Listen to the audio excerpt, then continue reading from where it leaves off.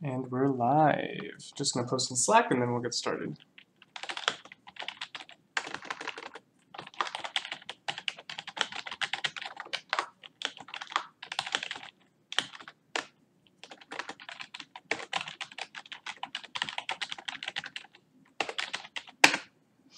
All right, welcome.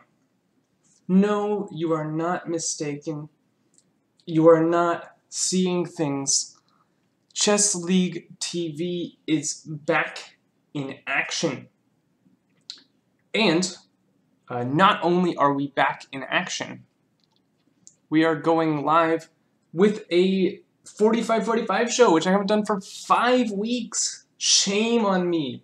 Fulfilling the purpose of this channel, which was originally to cover 4545 games. So that's exactly what we're going to be doing today. We're going to be covering 4545 games from the Lichess4545 League. And we have some great matchups on the screen. You'll see that we have Loveless, which is the Magnus of the 4545 League. He's our resident IM. Versus Assassin in White, another strong player. This is a board 1 matchup, and it's going to be our sort of our focus game for the day. The second game we'll be looking at will be Chris PL versus Dave Jishnu. And I was a little bit surprised to see this is a board 4 matchup, even though both players are in the 18 to 1900 range. So I think both these players have probably gained rating since the start of the season, if I had to guess, because their rating seems a little bit high for board 4. And that game has actually just started, so we'll try and get there quickly. And our last game will be Kiresh versus Einar Gregerson. This is a board 3 matchup, but there's a huge rating discrepancy. Kiresh, I believe, started the season at around 2100 rating, and now he's like 1800, so I don't know what's going on there. But we'll be following that game as well. So let me just get this set up. We are going to start off with Loveless versus Assassin in White, and let's see how exactly this unfolded. This looks like a Sicilian. Maybe a... Yes, so we did get a Sicilian via a bit of a strange move order, but that's okay. It's a Sicilian. D6, D4, the open Sicilian, of course, principled. Stop moving so I can put the moves in. Of course, takes, knight F6, I assume knight C3. No, I didn't want to do that. I went to the analysis board next. Stop.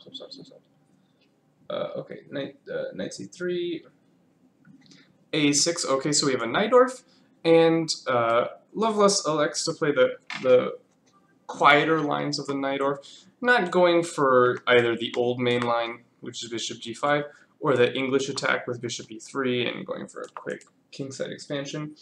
So Loveless just plays simple, quiet chess, bishop E2. This is very Karpovian. Perhaps he's going to go for this plan of bishop E3, castles, F4, and sort of slowly improve and gain space on the king side. And here, Assassin in White goes E5. And this is a committal decision, because now Black has got space in the center, and he's kicking away the strong white knight, but he has created a big old fat hole in his position on D5. So Loveless goes knight E3, the knight has to move. Bishop E7, and I assume bishop G5 got played, yeah. So the point of this move is that it develops a piece, and now the fight has changed. Oh, I'm putting this on the wrong. Whatever. Oh god. This is Loveless. My overlays. Oh no, it's happening. I don't know what I'm doing. So the point of this move, bishop g5, is currently the game is all about the weakness of the d5 square. And this bishop can only move on dark squares. It can't influence the d5 square. So what Lovelace wants to do is he wants to take this knight and then plan something on d5.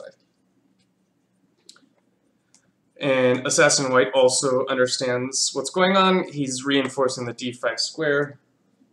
Takes. So now knight d5 could be played. And there's probably nothing wrong with going knight d5 here.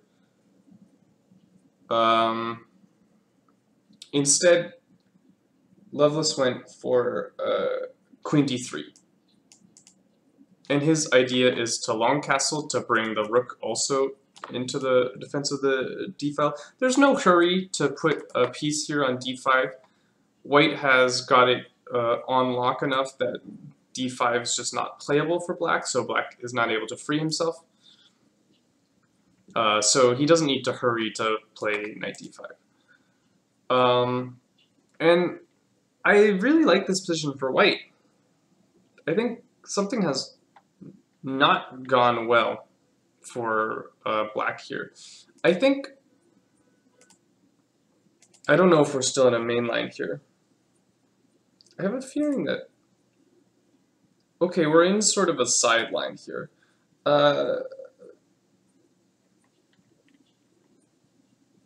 It's not terrible for black, but I think white has just a pleasant positional plus. Because a lot of time black obtains his counterplay. Did I say black has a positional plus? I meant white has a positional plus.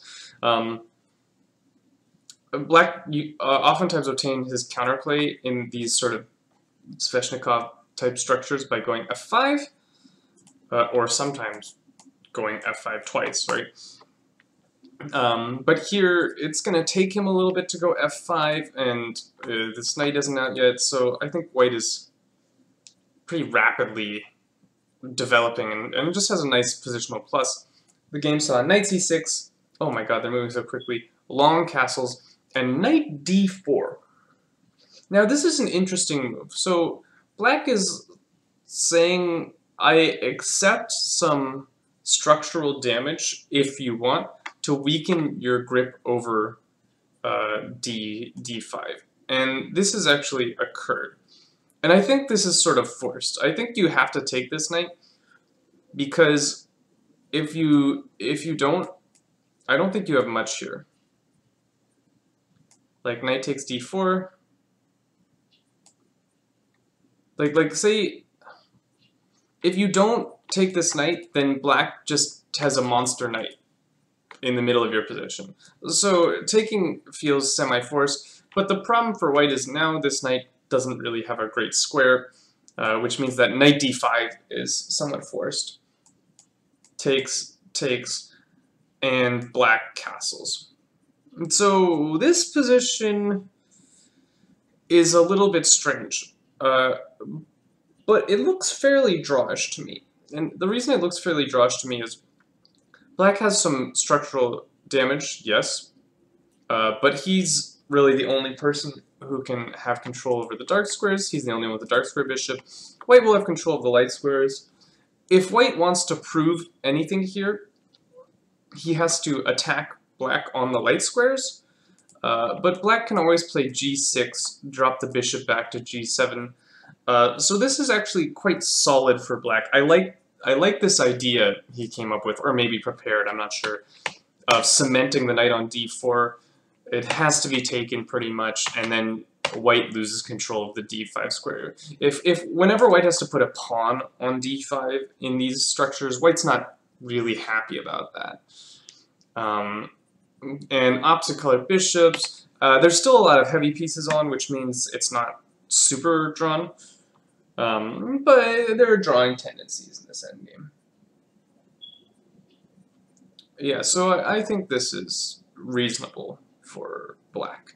Let's take a look at our second game, which is Chris PL versus Dave Jishnu. Chris PL versus Dave Jishnu. And if you give me just a second, I have to bring our windows up here. And they're all messed up because I haven't done this in a ton of time.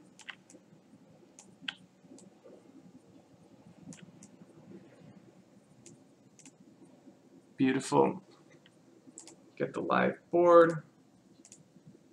Everything's messed up. What a disaster. It's almost like I should have done this before I went live. Well, live and learn, right?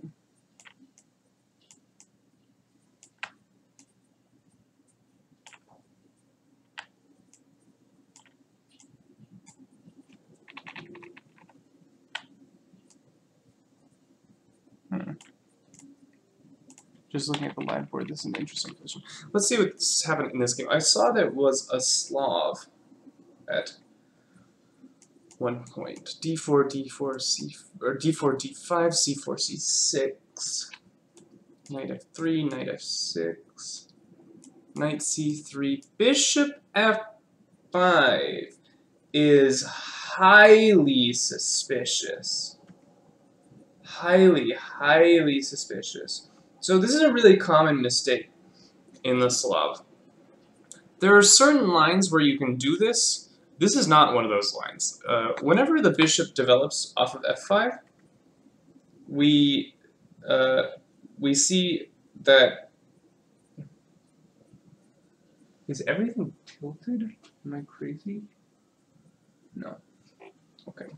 Sorry, just looking at the overlay, making sure I'm not going slightly insane. We see that when the bishop develops to f5, the b7 pawn is left sad and lonely. So this is a really common mistake in this opening, and white correctly punishes. He goes takes, takes, and for the final stroke, queen b3. And black has big issues here. It's possible that the best move in this position is bishop c8. But if the best move is bishop c8, you messed up. You messed up really bad if that's the best move in this position. The reason that there are issues here is if you go b6, which looks normal, you're gonna get absolutely murdered on this diagonal. For instance, I think e4 is the most played move. But even e3 should be fine. But e4 is like lights out. Because just really bad things start happening to you. Bishop b5 is coming. Knight e5 is coming. I'm probably going to take this at some point. And you're going to get murdered on these light squares. So yeah, after queen b3, I don't think b6 was played. Yeah, queen b3, we saw queen b6. But unfortunately for black, this allows the simple knight d5. And the point is, if you take my queen, I will first take with check and then recapture. This did not happen. We saw knight d5, queen d5, e6, queen b3 back. I might have been tempted to go queen c4 here and try and keep the queens, but I think queen b3 is fine as well. And here black took the queens off. And we see that white has simply snatched a pawn in the opening. He does have doubled pawns, but these are not such a disadvantage, as he also has the open A-line for his rook, which will cause problems for the enemy rook on a8, who will want to develop at some point. And white is simply much better here.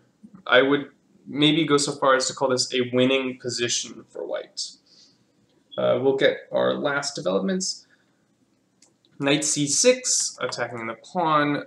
e3, getting ready to develop this guy. Bishop e7, black wants to castle. White will develop this bishop and also castle likely, or maybe even play king e2. And white, I would say that white has a winning position here. this should be enough for white to convert a win. Let's see if he manages to convert this advantage. So yeah, this common mistake, you have to be really careful in the Slav when you're playing bishop f5. You have to, if you don't know when it's good, it might not be good. Usually you can only play this once you've taken here. There's one tricky line where you can do it without it, but that involves sacking a pawn. But bishop f5, in general, you have to take on c4 first. Okay. Let's see if our third game has started. Yes, it has. So let me open that up. And let me open it up on this computer. I have two computers going crazy, I know. So our third game is between Koresh and Einar Gregersen. I'm pretty sure I'm pronouncing that correctly. Once again, you have to bear with me for just a moment as I get these windows up and running. Oh my god. What? Okay, okay. Let's just delete that. How do I delete? No. I just have to copy this from another board.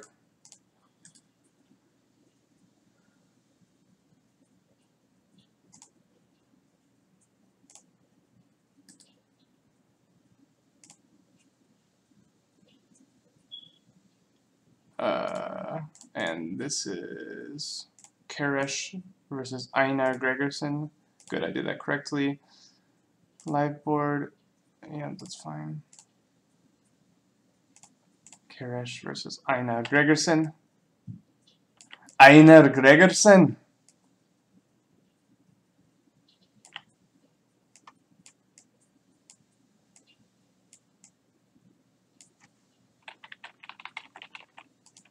Okay. Great. Let's look at this third game, Koresh versus Einar Gregersen. This is my favorite thing to do, by the way. Just be silly.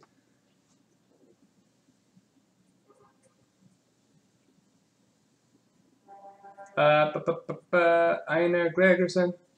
Where are you? Where's this game? What's going on here? Is this a King's Indian? This is a King's Indian. Okay. This third game will be a King's Indian, it appears. It looks like a little bit of a strange King's Indian, though. Knight f3, bishop g7, knight c3. So, white's being a little bit cagey. He's not quickly going for e4 here. That's part of that has to do with his move order of knight f3. The only thing about this move order is it gives black more options, right? Because now after knight c3, black could choose to go d5 and play a Grunfeld. I don't think he did, though. Yeah, he played d6, so he wants tried and true King's Indian. And now white goes g3, the fianchetto King's Indian, which is a very, very playable line. Most seen in a lot of Grandmaster games. So, fine. Bishop g2. And I don't know a lot of theory in this line. c6 played. That's plausible.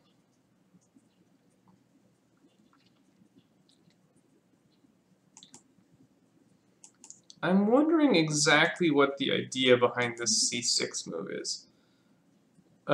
Because white is not threatening to go d5, really. Or if he did, it wouldn't be a good idea. So c6, it's not supporting e5 from black. e5 isn't really playable yet. This feels a little slow to me. Granted, I don't know a lot about this opening. Perhaps the idea is just to put a bit of a blunt on this diagonal where the white bishop has gone and Then I'll go knight on b to d7 and e5. That seems reasonable. White has played a little bit slowly as well, so I don't think black is in a huge hurry here. Black is a bit cramped for space and will need to get e5 in at some point. But I think that shouldn't be too much of an issue. I think this is a reasonable idea. And okay, black shows the idea behind his last move, which was queen a5. I'm not convinced this is a good idea. Black has a lot of pieces sitting at home over here. I'm not sure what the queen is really doing on a5. Perhaps the idea is to go rook d8 and e5. e5 right away is also an idea. The queen, I'm not sure the queen's totally thrilled to be chilling out here on a5. As white, I would be eyeballing this move a3, just trying to go b4 and kick the queen out to some other strange land. Ooh, I don't like white's move though. White here plays h3, which seems very unnecessary. You have to realize what black is going for here. Black has no space, and black is going to need some space. So black's really logical continuation here is e5.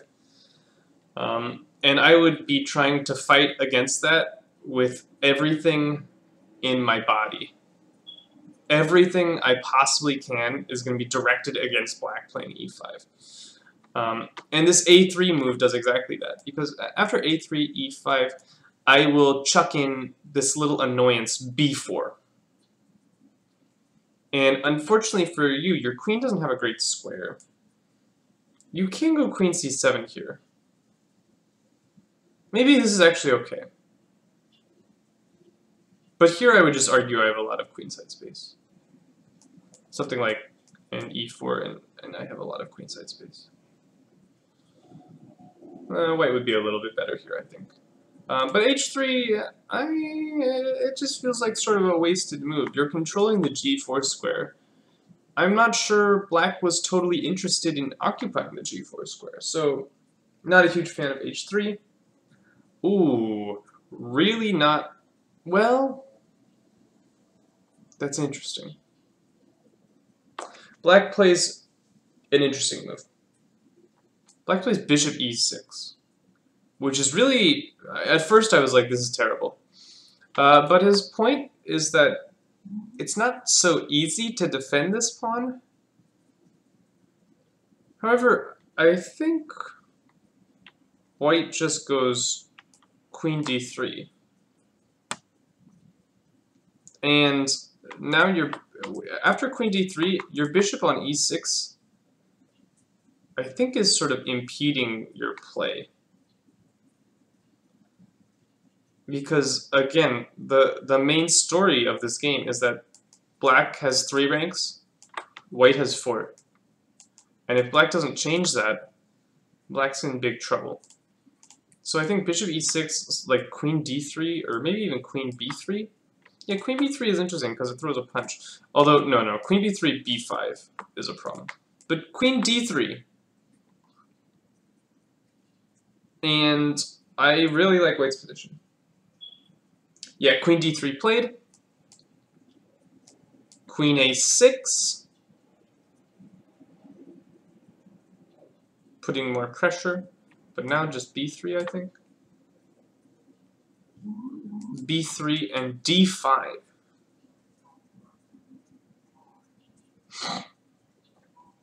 This all feels a little artificial to me. So there are 3 attackers on this pawn, only 2 defenders. I'm perhaps interested in going knight e5 here. And my reasoning behind this move is I improve 2 of my pieces and defend this pawn. However, I am slightly worried that after knight e5 takes, there's some annoyance like knight d7, double attacking this knight, and it's a little bit difficult to maintain this piece here. part of the point is if you take, black can throw this in first, an in-between move.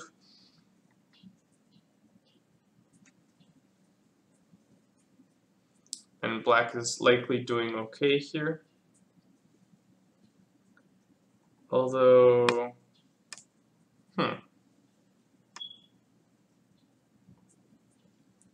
that's a bit annoying, right?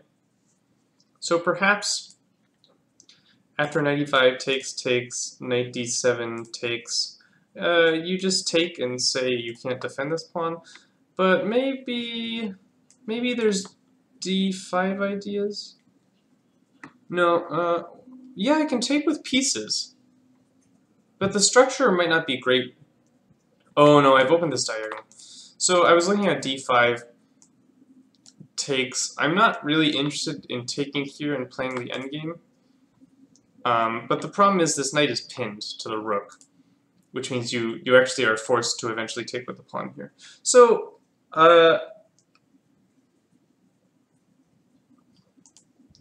this queen a5 had a little bit more venom than I thought.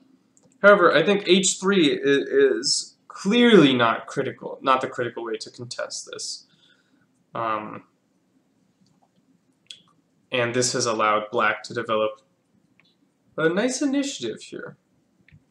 White is sort of beating to the black drum, and black did get his space, which I've been harping on so much, how much black needs his space. Well, he got it. So I think black has equalized here, is maybe pushing for a slight advantage.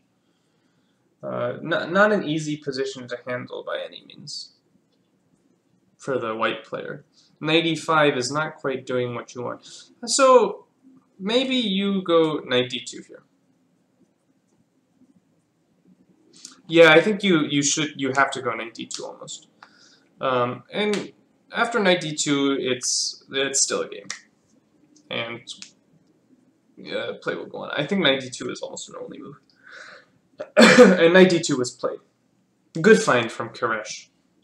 All right, let's go back to our marquee matchup, which is what is this league? This is the Lichess4545 league, which is a an online long time control league.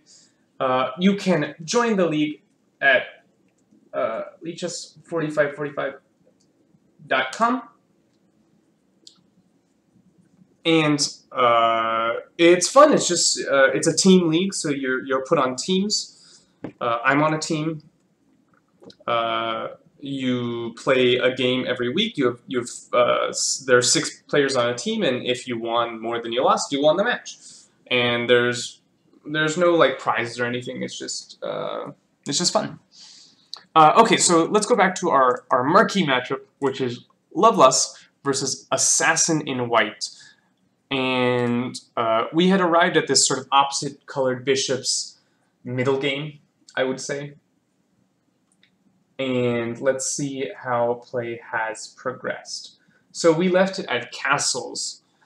Play has slowed down a little bit, although Loveless still has more time than he started with, which is ridiculous. Queen f3 from Loveless.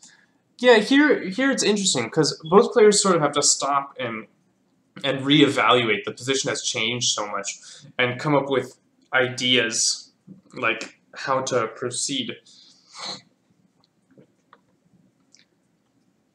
I'm honestly not sure how to proceed with white in this position. This pawn is very annoying and very difficult to get rid of. I think one logical plan is to just improve your pieces a little bit, put the bishop on d3, bring this rook to an open file, stuff like that. The queen is not the best piece to have here, blockading the pawn. So I think queen f3 is sensible in that regards. Queen a5. The queen on f3 also supports the d5 pawn, which will need support. King b1. And interesting. Assassin in white has chosen to sacrifice a pawn with d3. And the idea behind this move is undoubtedly to open the eyes of this bishop. But currently it's just a pawn. And now black has saddled himself with the task of proving compensation for a pawn, which I'm not so convinced there is. I think black can just sort of wait. And I don't think he's going to be in any serious trouble. Oh, there is something annoying coming up. There's something just a tad bit annoying. White has this idea of going bishop d3 and queen f5. And if this were to occur, g6 is unplayable because the bishop would hang. So after bishop d3, this might force the move bishop e5 in order to prepare g6 and bishop back to g7. Just a little bit annoying. So perhaps Assassin White felt compelled to act, but I'm not so sure about this pawn sacrifice, because I think there's pretty clear compensation after bishop takes d3, queen b4, when white will be forced to play the move b3, which actually might just get mated, to be quite honest. But much more accurate and played in the game is rook takes d3. And now if you go queen b4, I just go rook b3 and I say, what's the problem? So I'm very much not sure about this sacrifice. And now Assassin White does not go queen b4 because that would be useless. He just improves his pieces, rook c8. And he does have open lines. I'm still not convinced it's worth a pawn. I think this rook will move, maybe rook b3, bishop d3, cementing that c2 point, and also attacking that bishop on d3 will be a very good piece. And then again, there's this idea of queen f5 that does need to be reacted to. And I think white is doing fine, and will just be a pawn up. Now, the presence of opposite colored bishops does not guarantee that the pawn up translates to a win, but I think white is undoubtedly better here. I think black could have just waited, gone something like rook c8, bishop d3, bishop e5. And I don't see why black is worse here. I think black should just be equal. And so I don't know about this pawn sack. I don't think it was necessary.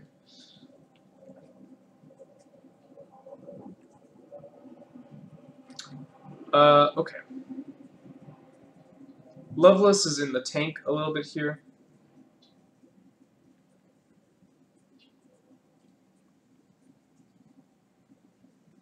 He's thinking about going queen f5. I'm reading his chat. He's in chat.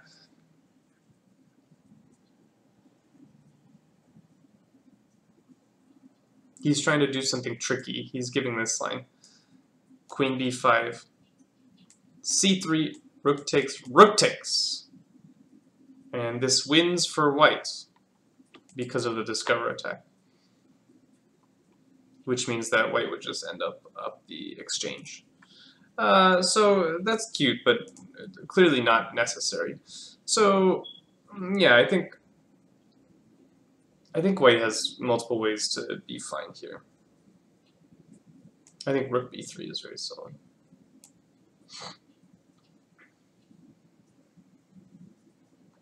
Okay, let's move along.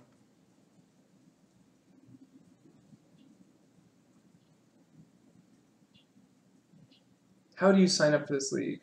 Go to the link posted.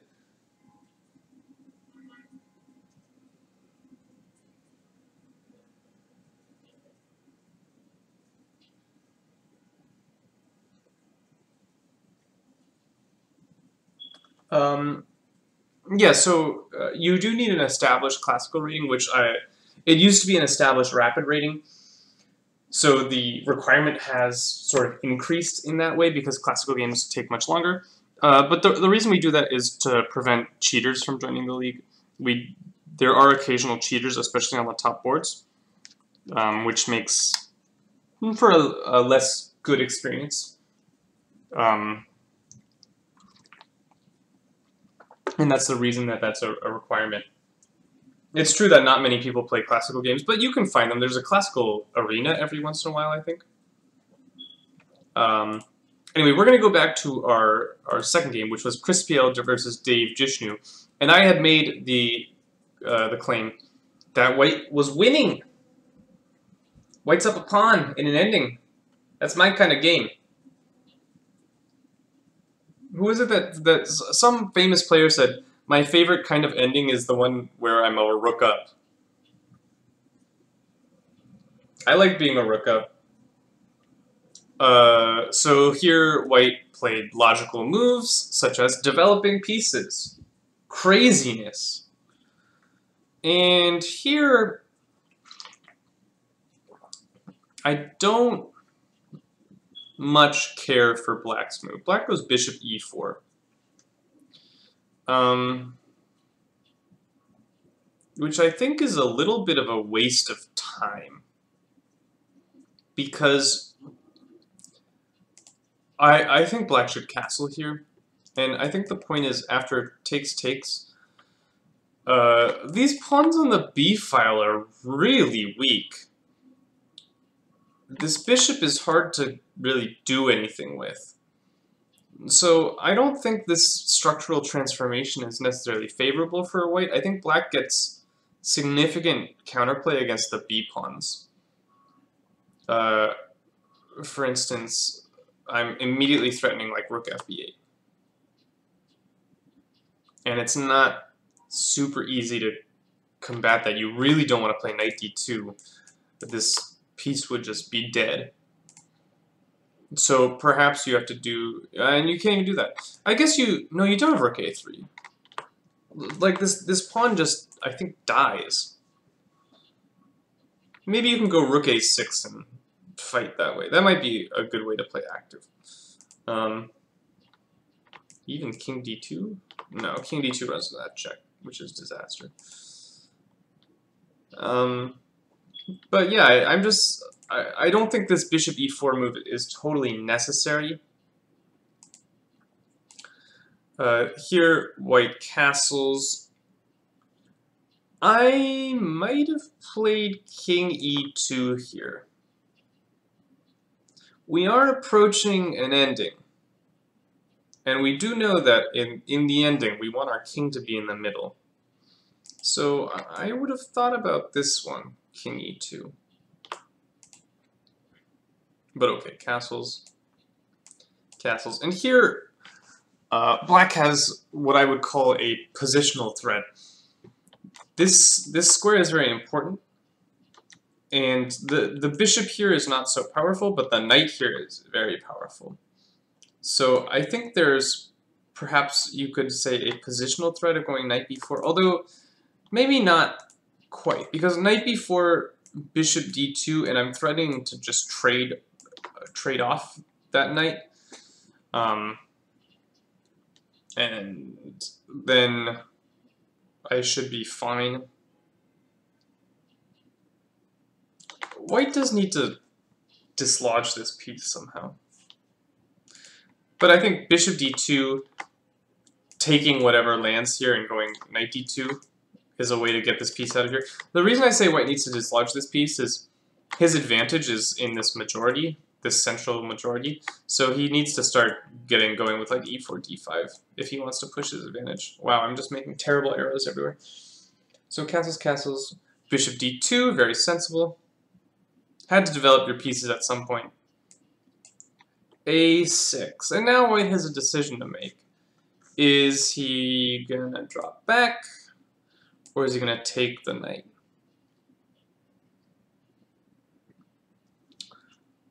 I might be inclined to take that knight, to be honest. Something like takes, knight e5, bishop b5, rook fc1, and I am starting to get my e4 going. And if you go back here, I just go f3. And this looks really nice for white. And so I think maybe taking is an idea. Did he take? No, he preserved the bishop. Which is fine. I can't really fault him. Black's next move I can fault, however. I do not like this move b5. And the reason I don't like this move b5 is what's weak about Black's position? What's weak about Black's position is white has these two like open files, and b5 weakens both of them. This just feels like an error. I don't like this move at all. I think it's very, very weakening. I also think it's not useful. I don't see why b5 is a useful improving move. This square could be useful for your pieces. This bishop could end up on b5 at some point, but now it can't. So I'm not so sure about this. Perhaps the idea is to go bishop here and try and snag a pawn.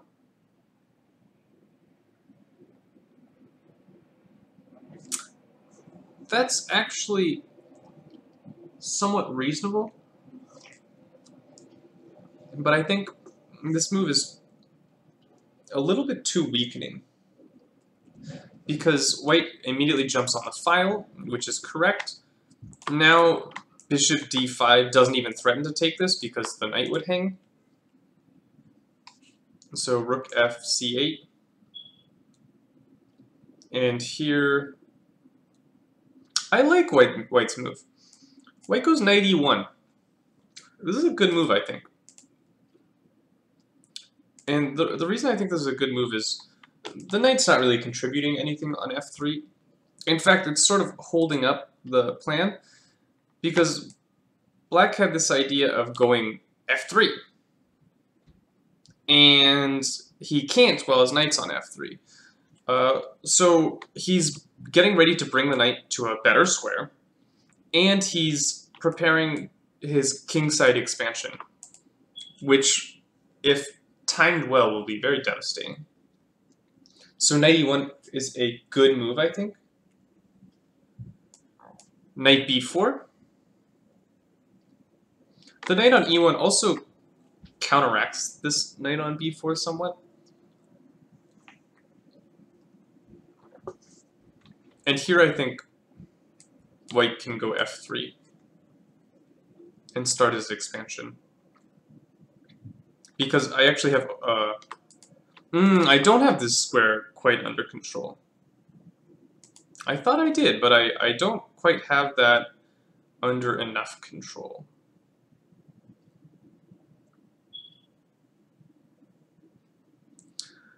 White can take that, however. Let's see. On f3, is knight c2 playable?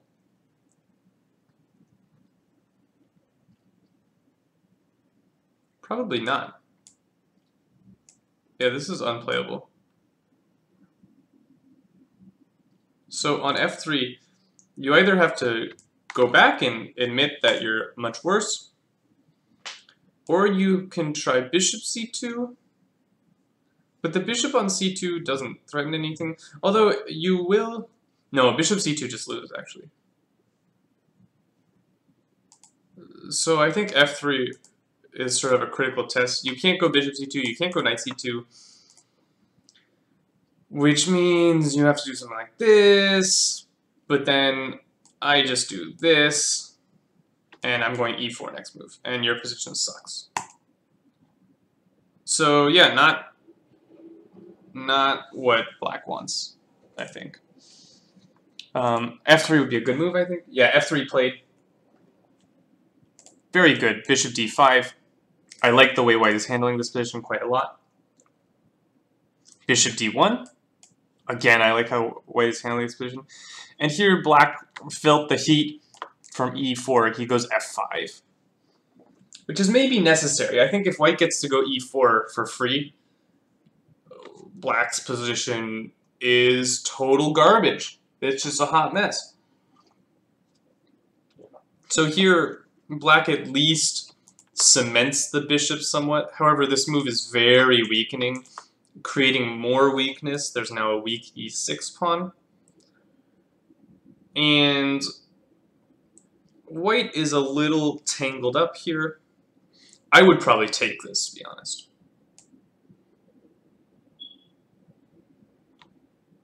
Although my idea was takes and knight d3, but unfortunately I've actually allowed a tactic here. I allow this annoying move because I just have no control of the dark squares. Although even here, I'm not sure what's going on here. Black is probably fine. Black might even be better here. Because I've given up too much control. But can I'm almost ready to do this anyway. Go like takes, or not that. Takes. Not go knight d3, I can maybe take this. No, but then I have to go king f2. And he has time to go like a5, so that's no good. Yeah, it's not so easy to convert from here after f5. Maybe white just plays patiently, prepares the above variations with king f2. I think this is a good move, king f2. And I just ask black, what are you doing? How are you improving your position? I don't know if you are. I like this move, king f2. I improve the king. And I say, now I'm prepared to take this. What do you want to do?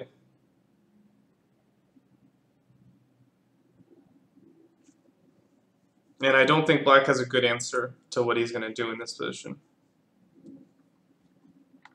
He has no way to improve his pieces.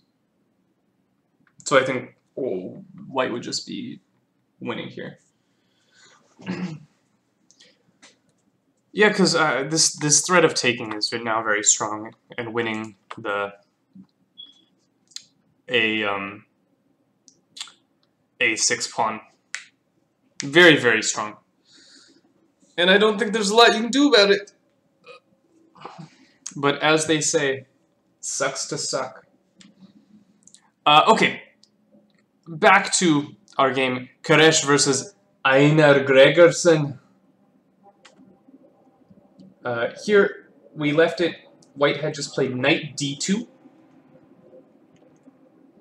cementing control over the c4 square. I think white is slightly better. I don't have a good feel for this position, to be quite honest. For instance, after like takes, white has a lot of space here. I like space. If you don't know this about me, I'm a space maniac. I will take space every day of the week. So I think white is doing okay here, but there are some problems. Like, if black just goes like knight d7, b6, I'm not sure exactly what white is doing to combat this plan.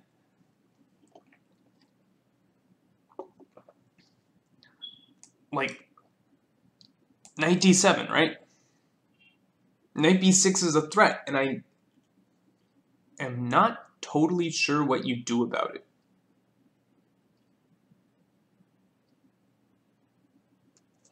Maybe there's some tactical justification through d5. Yeah, it's not very clear. It's surprising how strong the queen on a6 is. It's a very strong piece. I don't really have enough time to bring another defender to c4, which means I do have to arrange d5 somehow. Maybe e4 and d5. Maybe that's an idea. I think that's a good idea, actually. Yeah, this suddenly starts to resemble a Catalan, where white has gone knight d2 and wants to push e4. Let's see what happened in the game. Okay, so instead of taking, black went immediately for this knight on b to d7. And I think white has to go e4 here. White has to react.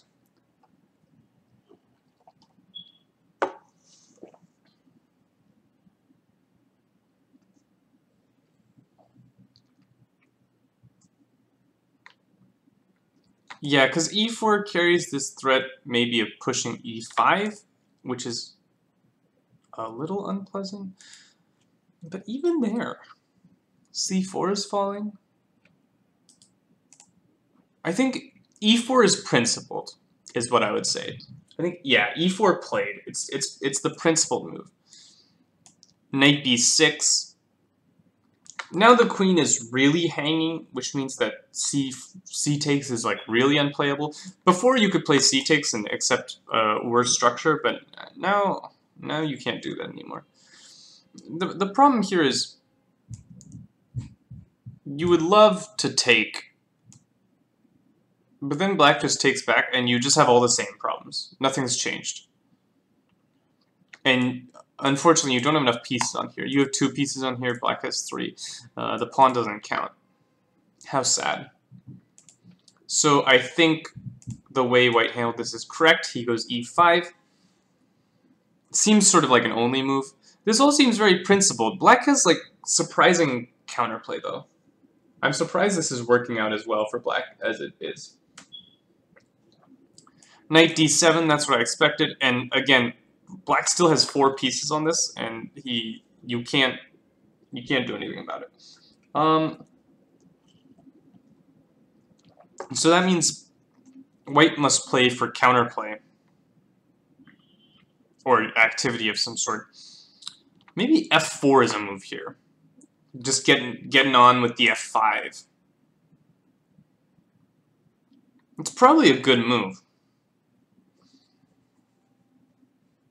Other ideas would be somehow trying to develop this bishop. Here's knight. Oh, no, just kidding. I was going to suggest bishop a3. What a strong move from me, blundering my entire bishop. So that will probably not be played. I think f4 is a good idea. Trying to get on with it on the king side.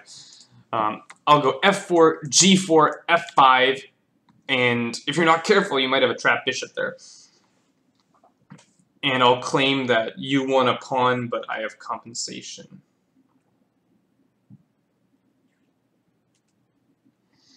Instead, white went rook d1.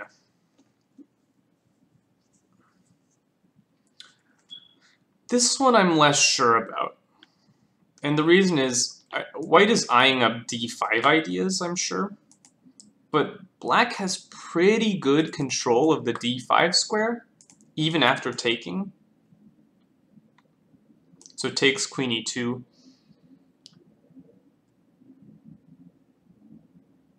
However, he does have... taking did open up this really nice square for the knight.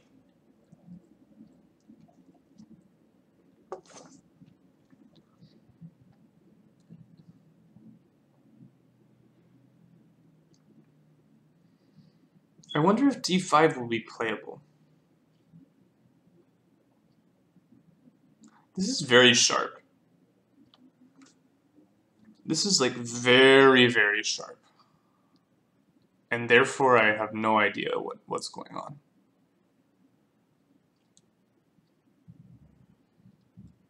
This knight e4 is in the air. maybe like knight e4, knight g5 is annoying. Black has a little bit of an issue because taking is slightly problematic due to queen takes a6, and white will likely regain the pawn. After a b3, this pawn is hanging and hard to defend. This is a very rich position. I like this game. This is really interesting.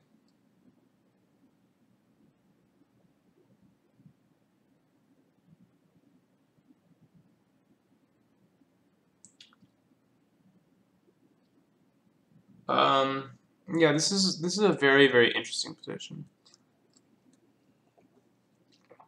Also, Roman chess master. When you said hanging pawns, I think you were referring to the c4 d4 structure. Yeah, but I like hanging pawns. I like space. That's just who I am. I like space. Give me hanging pawns. Give me an Isolani. I love space. Love space. Give me my space. So, yeah, this position is very rich. I'm still not convinced that rook d1 was the best move in this position. I think maybe f4 is slightly better. Playing a position like this, perhaps. Although after... I do have to go queen e2, unfortunately.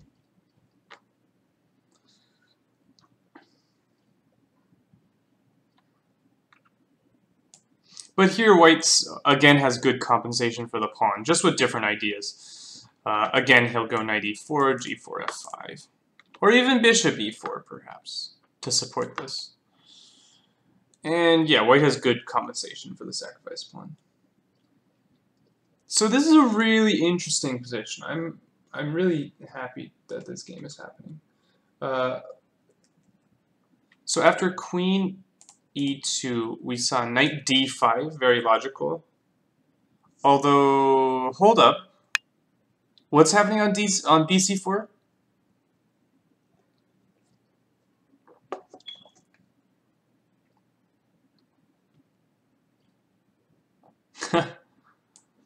On bc4, I think he's going knight b6 back.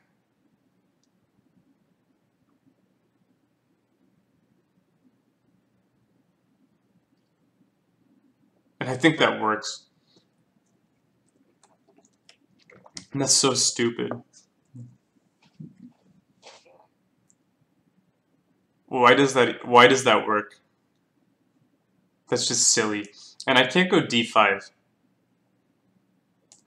After d5 takes, you throw this in. And you win the pawn. And you're winning e5 as well.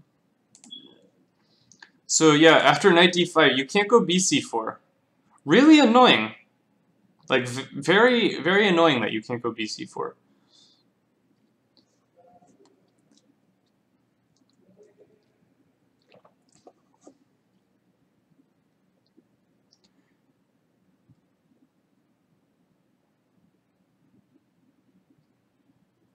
Can you go queen c4?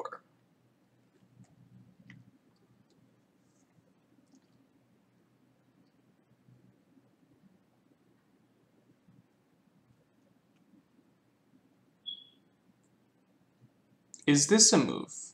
The answer is no. Your knight is hanging. Oh, the answer is also no to bc4 because your knight is hanging. That's a tactical point that I missed there. Yeah, that's a problem. So white took, which I find it hard to believe is the best move. And then he took here. I assume BC was played. And the problem... Oh, what? Oh.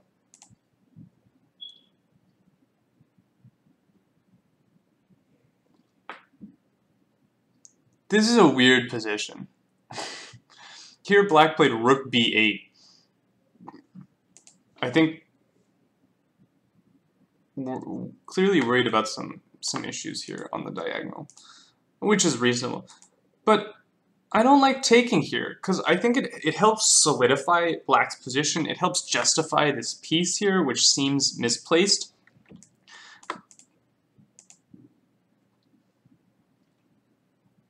Although after dc4, there might be d5 ideas as well. Yeah, that's maybe the problem here. There's d5. And I'll take this on the next move.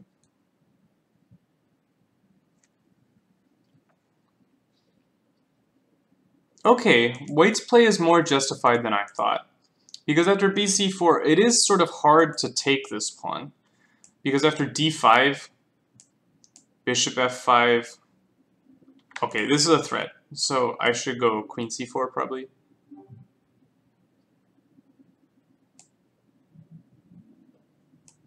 Because my queen is hanging in every variation ever.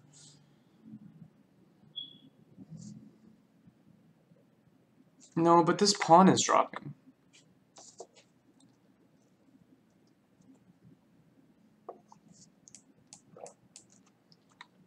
For instance, b5.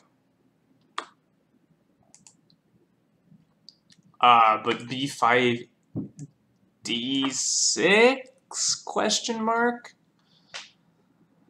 is super sharp. Don't know what's going on.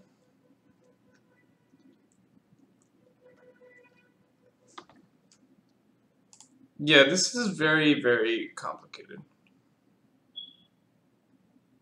And I don't really know what's going on, to be totally honest. Knight d5 is interesting. I will say that. I was maybe a fan of this move, bishop b2, actually developing this bishop on the 16th move of the game. No shade intended. And my point is, now I want to play queen c4. And queen c4 will be very good for me if I can get it. And I think this avoids some of the upcoming complications.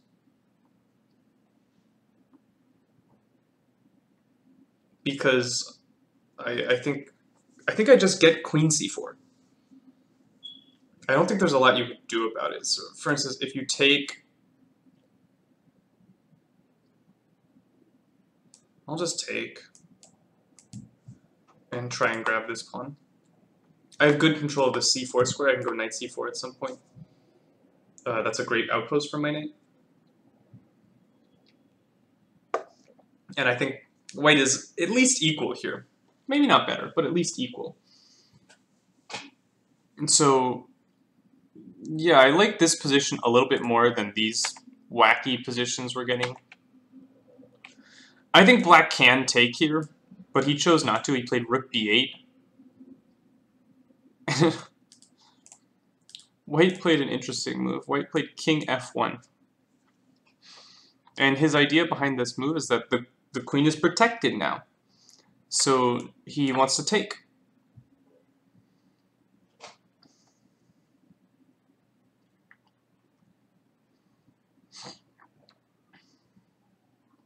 But you suddenly have issues with the king on f1. Let me show this variation that I see. Now queen c4 is actually a losing move because of this. I think king f1, I'm scared that this is really not what you want. Because after dc4, I think white has trouble recovering this. If you want to recover this pawn, you must go d5. Otherwise, b5 is coming in. You're hopeless. So d5 is required. Bishop f5. This is a huge threat. So you have to take. Queen c4 loses, which means you have to play knight c4.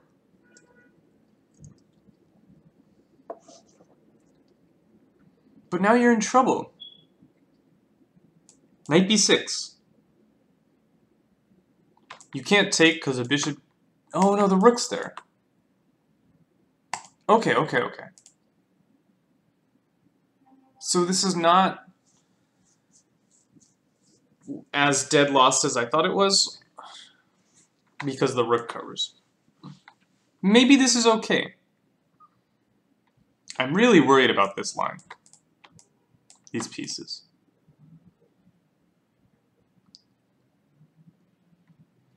But maybe there's nothing to be worried about. Yeah, this looks reasonable. So okay, DC4 is, and this is on the board. DC4, D5. Bishop F5 is an only move. Well, is it an only move? Can I do something else? I could go C3.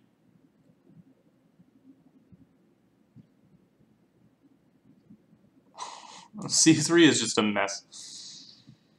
No, but C3 is probably bad, I have a feeling. C3 is just one of those moves that feels like it shouldn't work. I think Bishop F5, yeah, Bishop F5, and here you have to go Knight takes C4. If you go Queen C4, you lose on the spot to Bishop D3 check. So Knight takes C4 on the board. And I think White has emerged from the complications doing quite well. He still needs to get some development through, but if he can sort of finish up his development and tidy up his position, he really has a lot of space. And we know how I feel about space.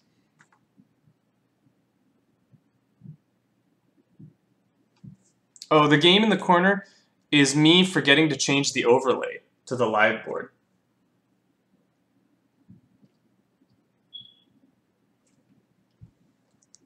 Because I always forget to change my overlay because I don't know what I'm doing. Okay, we've spent enough time with this King's Indian. Really interesting position. I love what's going on here. I'm going to go back to the marquee matchup, the Loveless game. Loveless versus Assassin in White. We left this position where Black had sacrificed a pawn for somewhat dubious compensation. We'll see what happened in the meantime. Not many moves have been played. Players have significantly slowed down. Here, after Rook C8, White went C3.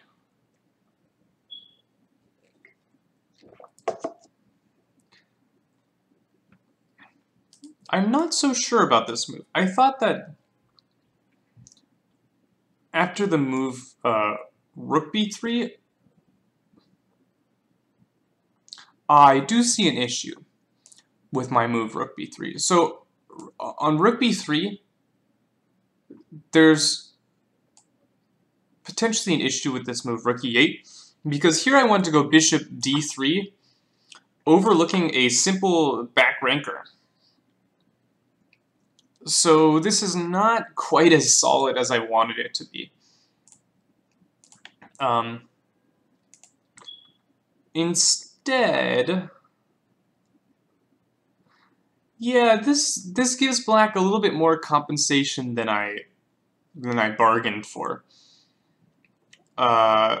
Because I did overlook this tactical point here.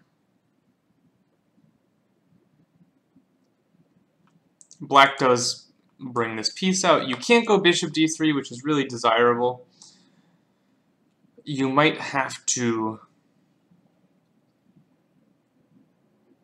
toss in something like A3, but A3 is weakening. Not the move I want to be playing.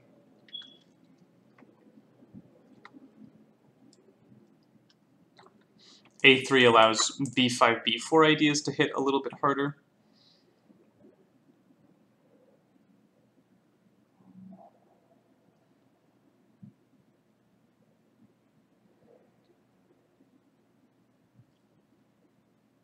I wonder, can I take the pawn? That's greedy. That's pretty greedy. That seems to be a little bit much. Yeah, in fact, after taking the pawn, this should not be pleasant. There's a lot of pieces kind of crashing down on the white king. So Rook B3, perhaps I overestimated White's chances there. Loveless opts for C3, which is a logical move. It's blunting a lot of Black's pieces. It does give Black something to bite at, however, with a potential B5, B4. White has weakened the queenside structure a little bit. And black immediately seizes that chance, goes b5, trying to bite on this. Rook e3, freeing the way for the bishop to go to d3. That is clearly its best square. Also seizing the open file, very sensible. So I wonder if rook e3 is immediately playable.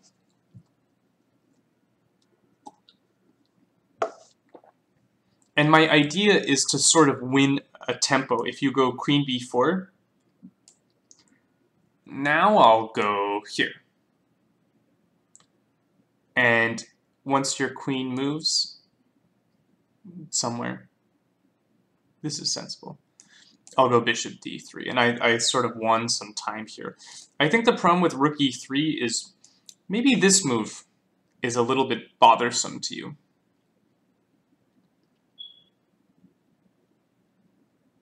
Although maybe it's not. Maybe I just go rook d3.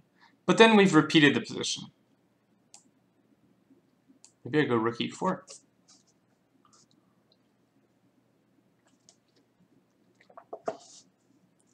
This is sharp stuff. I have to calculate. I can also win time with this move.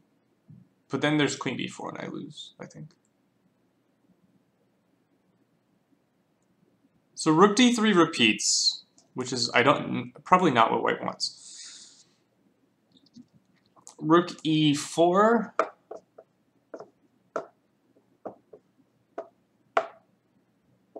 I'm looking at queen b4 c3. No, this lose. Ooh, can't do that.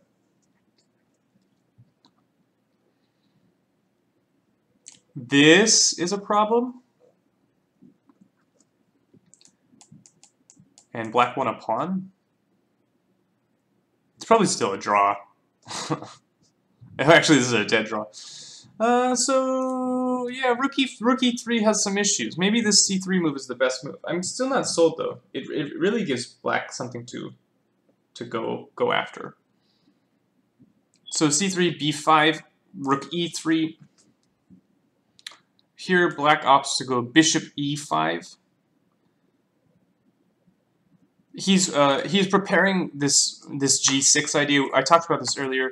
When the bishop and queen line up here, you can't play g6 without having the bishop on e5. So you need to do this at some point. So this is a sensible improving move. Saving this b4 for later when he's ready. And g4.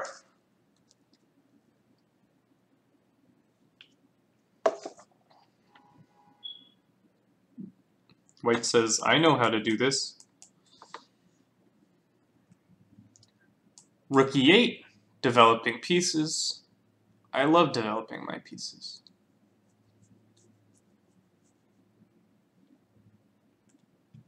h4, and black says, the time is now. b4. And white says, no thank you, c4. And white has been somewhat successful in closing the queen side, and it will take a little bit of time for black to open the queen side. He has to get the a pawn down the board. If he doesn't get the a pawn down the board, he doesn't have anything. However, I will say that I think black is also pretty solid on the king side. The issue is the normal way of cracking open the king side is by going g6, right? And you take, black pushes past with h6. So there's this structure, there's a white pawn on g6, and the way you crack this open is by playing bishop takes h6. And it's hard to play bishop takes h6 when you don't have a dark squared bishop. So I think it'll be very difficult for white to open the king side. Queen c5, bishop d3. The bishop is very good here.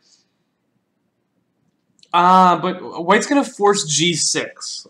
And that'll be problematic for black. Because once g6 has been played,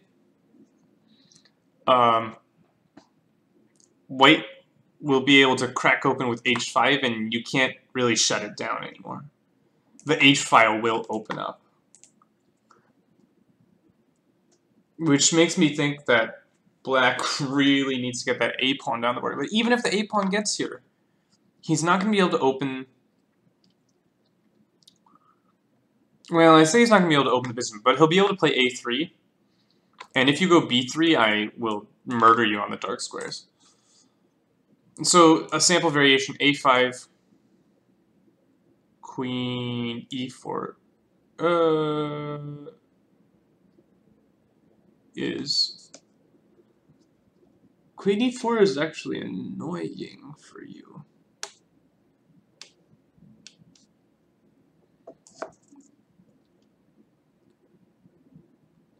Because of f4.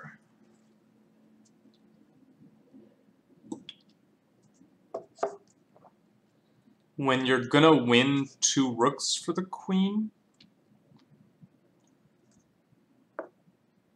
I can do this. So I want a pawn. I wonder if this is a draw or not. This is a complex position as well. Equal pawns, 2 rooks for the queen. I think white is better here, but I think the presence of the bishops helps white in this case. Although I say that, but there's this idea of going like that, which is very unpleasant. So I'm not sure. This is potentially okay for black. But this queen e4 move does ask black some questions. So bishop d3, it's a little bit scary for black. This isn't really what he wanted.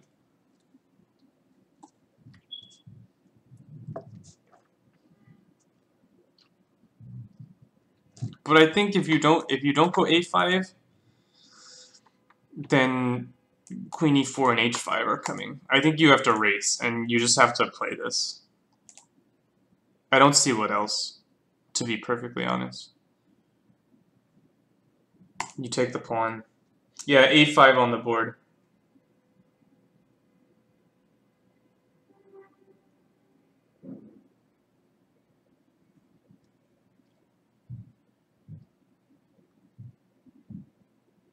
And this position is something. Yeah, I think this is where we might be headed after a5. I don't know, is f5 playable? No, it's not playable. Is h6 playable? Almost certainly not. Yeah, no, this is unplayable. Yeah. Oh, no, here you lose. Huh. Cute. Maybe this is playable. But I can maybe put rook takes here, though. It's unclear. I can also go f4. Ooh. No, because the rook hangs. But I don't have to rush, right? I'll go f4 next move. You have problems? Yeah, you're lost here. You can't allow this. And so I think g6 is forced, and then bad things are happening to you. Maybe I don't even go f4. Maybe I just go h5.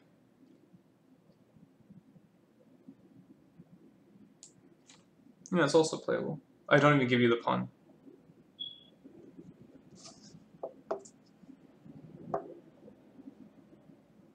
Yeah, this looks a little bit unpleasant. I think white has some advantage here.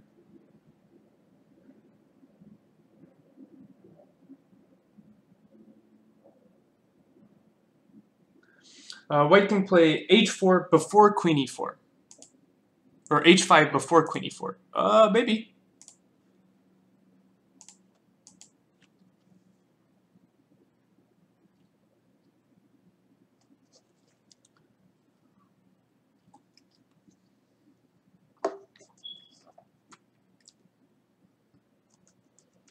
Yeah, you might be forcing me to react to this.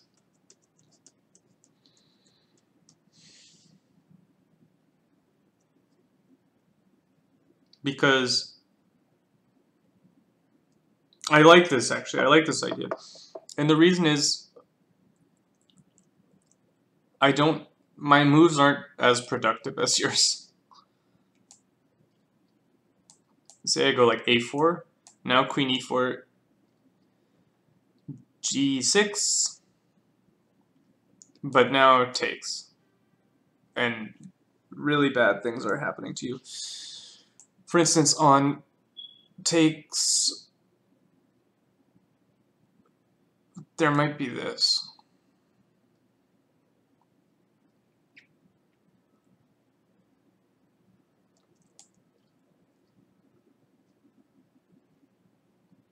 Although this is a little bit unclear, because the bishop actually does a good job defending here on the dark squares. So I think I rushed this a little bit. I don't need to play this rook e3 yet.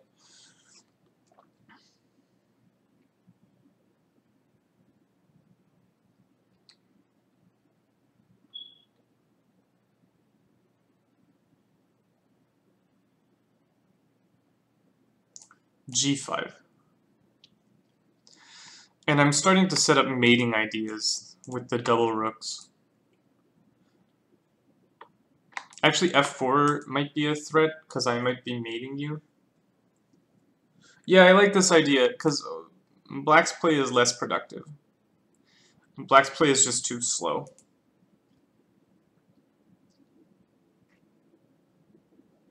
And white has a nice initiative here.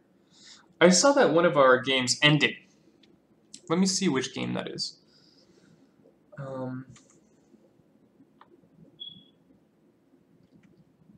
The game between Kerish and Einar Gregersen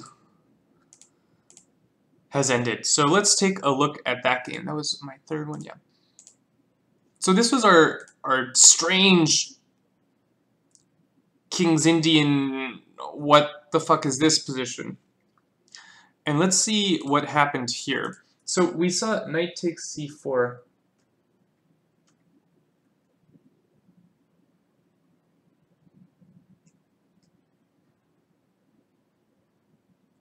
Oh. I missed this. I totally missed this. After knight takes c4, black went knight takes e5, and white resigned.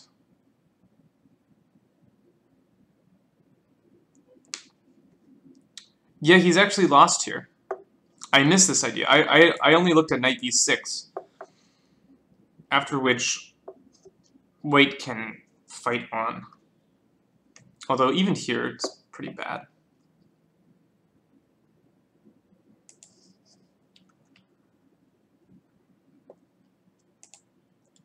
Yeah, this is lost. Because the point is, you have to take because the knight is hanging. But here, well, first off, I can take the knight, but I can just take this, and your rook is trapped. And this happens when you don't develop pieces. Things get trapped. Although, is that a move?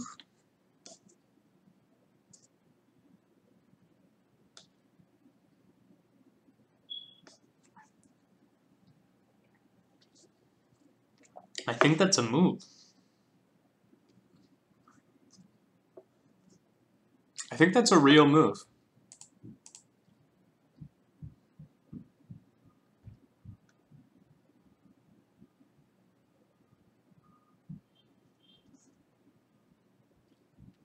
it doesn't matter if we take here. I take this. You have to take, and I still go bishop h6. It's a real move.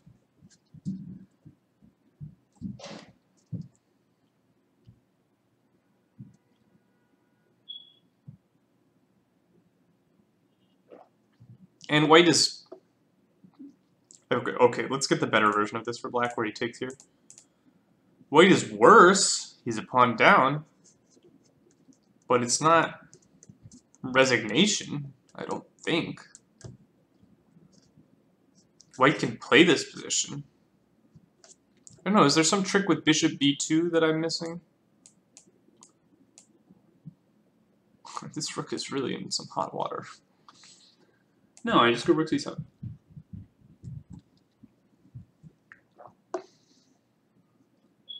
God, these bishops are monsters, though. No, but this is a bishop. Yeah, I think white is still playing here. I think this was an early resignation. When you get hit by a tactical shot like knight takes e5, it can feel really like, oh my god, I blundered, I'm losing. But you still have to look for the best move. Like, yeah, this position isn't pretty. I mean, he probably saw this position and went, I'm losing my rook. That's game over. But after bishop h6, it's not so clear. Like, you'll be a pawn down, sure. Oh, not that. Whoops. Probably bishop f6. Yeah, you're a pawn down. It's not going to be fun. You're going to have to grind an endgame where you're worse. But you're not lost. And you could draw this. You could draw this.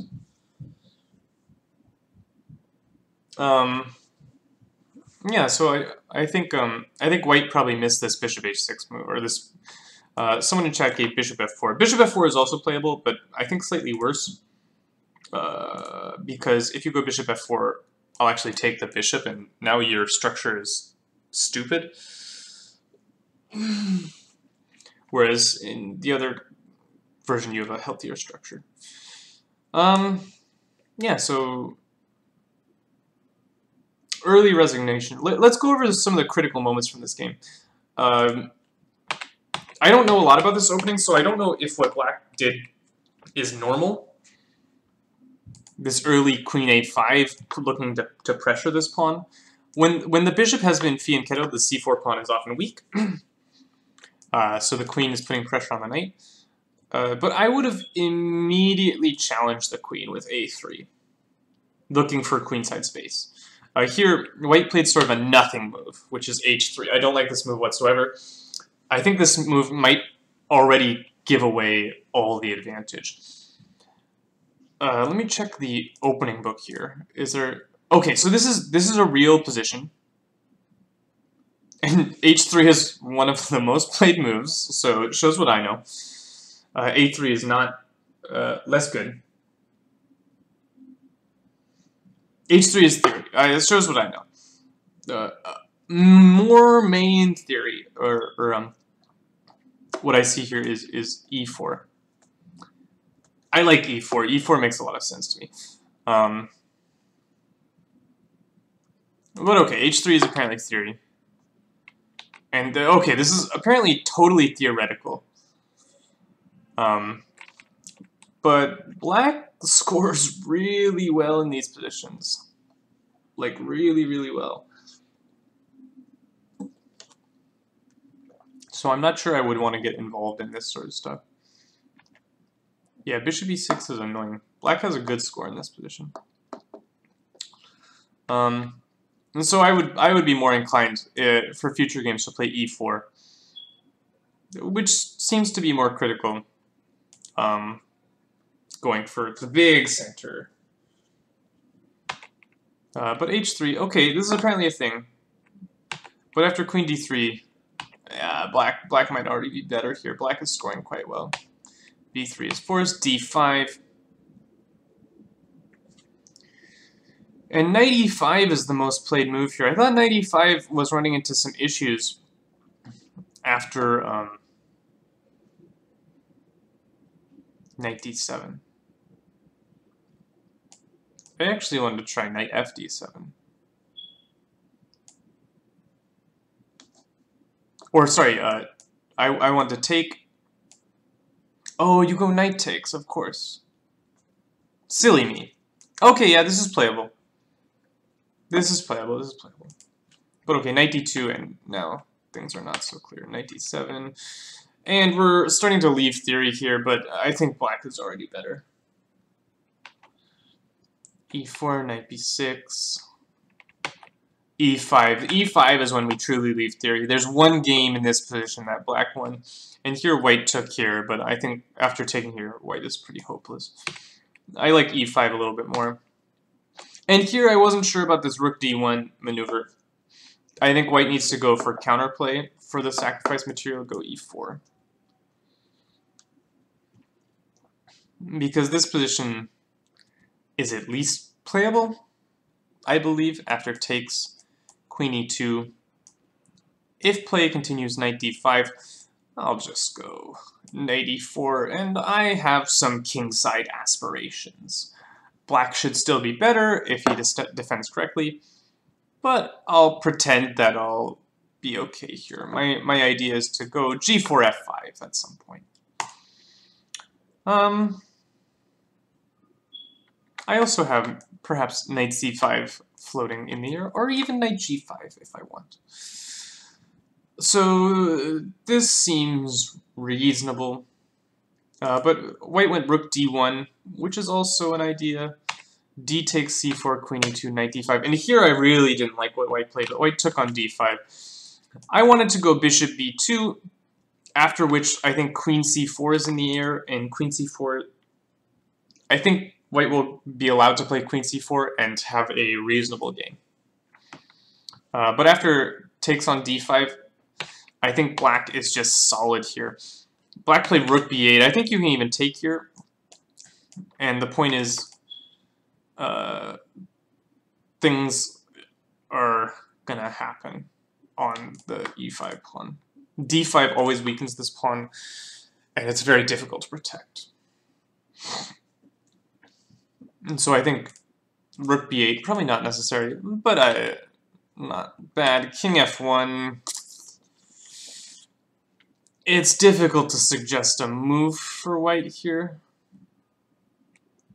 Perhaps just developing the bishop, getting the piece active, like this. But here, there'll be takes. Here you can go queen c4 though, I think. Although you don't really lose this pawn. I mean, he can take it, but he's gonna have to pay in his structure. But this rook is such an issue. It's so limited. I'm just looking at lines like takes, bishop has to move. This is playable. Black has an extra pawn, but it's not a healthy extra pawn. I think white can survive this position. And so I think here, not acquiescing, this king f1, like this bishop has to move, right? So bishop b2 makes sense.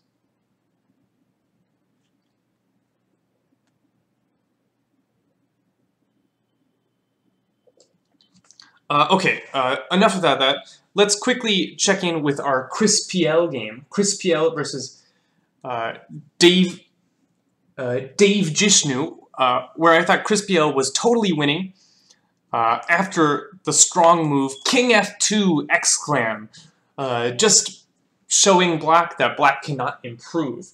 Let's see if he found King F2. His king's currently on G1, which makes me think he didn't find King F2, but we'll see.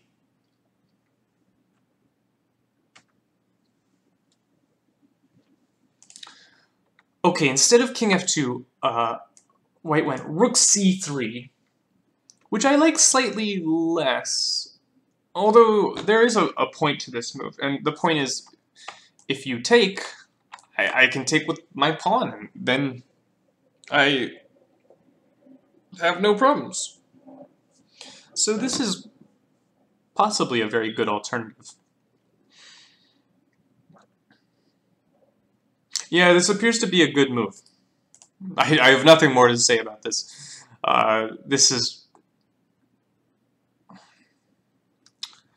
I wonder, does the c-pawn become a little weak here, though?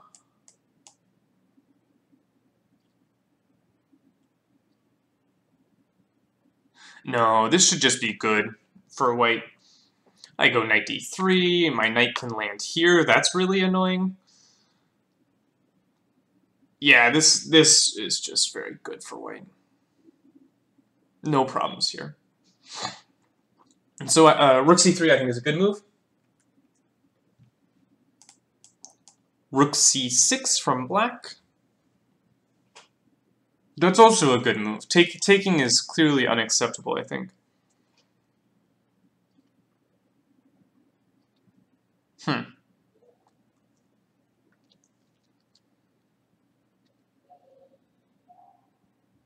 But here...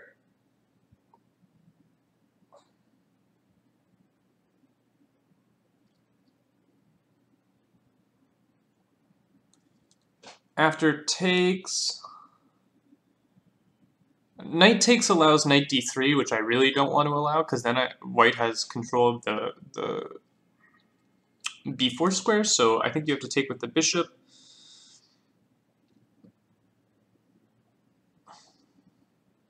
And I think white can do the same thing and go king f2 and say that you're not improving your position. I could also maybe go rook c1. I'm threatening to take the knight, so rook c8 is somewhat obliged.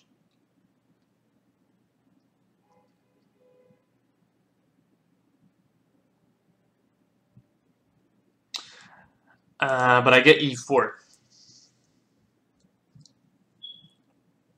Because the bishop is pinned to the rook. So white has made a lot of progress. I think after rook c6, white can take, which he did. Black played knight takes c6. This I don't like, because knight d3 is coming. And I've got my knight to its dream square. Knight d3 played, g5, probably necessary. The knight was coming to f4 with dramatic effect. Maybe I can go b4 here. Yeah, go b4, knight c5. Let's go. That's good. That's really strong. Yeah, it was played. b4, h5. Black has nothing productive to do.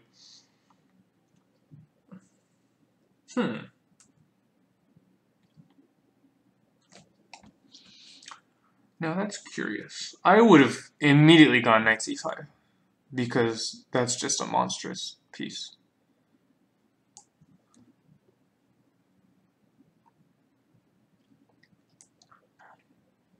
After knight c5, there's no a5, because I have that square under control enough. So I would just take on a5 and be up another pawn. Remember, white's already up a pawn. White went b3, which I don't think is totally necessary, and in fact puts that pawn in the line of fire and severely limits this bishop. One nice thing about this knight c5 idea is perhaps I can play bishop b3 at some point and free this sort of poor piece here. So I'm not sure about this b3 move. I don't really see the point. I mean, sure, you're taking the c4 square away, but the bishop on c4 is not so amazing. And now black has actually organized vague counterplay. It's not real counterplay, it's only vague counterplay. Knight c5.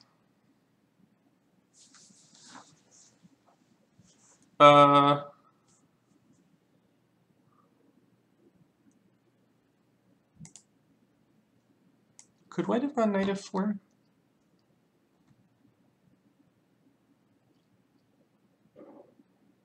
Knight f4 hangs the b4 pawn.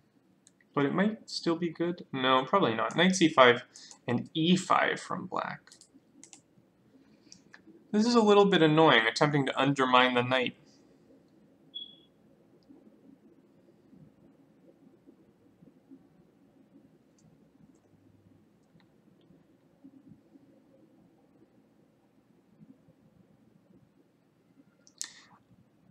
White can take and then take a6, at the very least. Although f3 will be hanging at the end of that line. So takes a6, takes, and now suddenly the f3 pawn is hanging. Although, maybe I can miraculously save this variation with this move. That would truly be a miracle.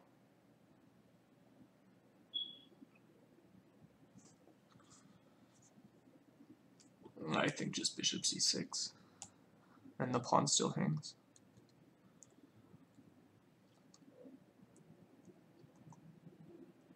Although I win the b5 pawn, this is complicated. No, I don't. I lose my bishop in that line. Yeah, so this is probably too much. I like this e5 move, just destabilizing the knight. Also, white has to react because he doesn't have this under proper control. Maybe bishop c3 is necessary here. Just trying to keep everything solid. I sort of like that bishop c3 move. Oh, that's interesting. So I was suggesting bishop c3. The white player had another idea, which shows the idea behind b3, actually. And that idea is to go e4. And now he's going to argue that this bishop is sort of out of squares. I like this move a lot. This is a good move.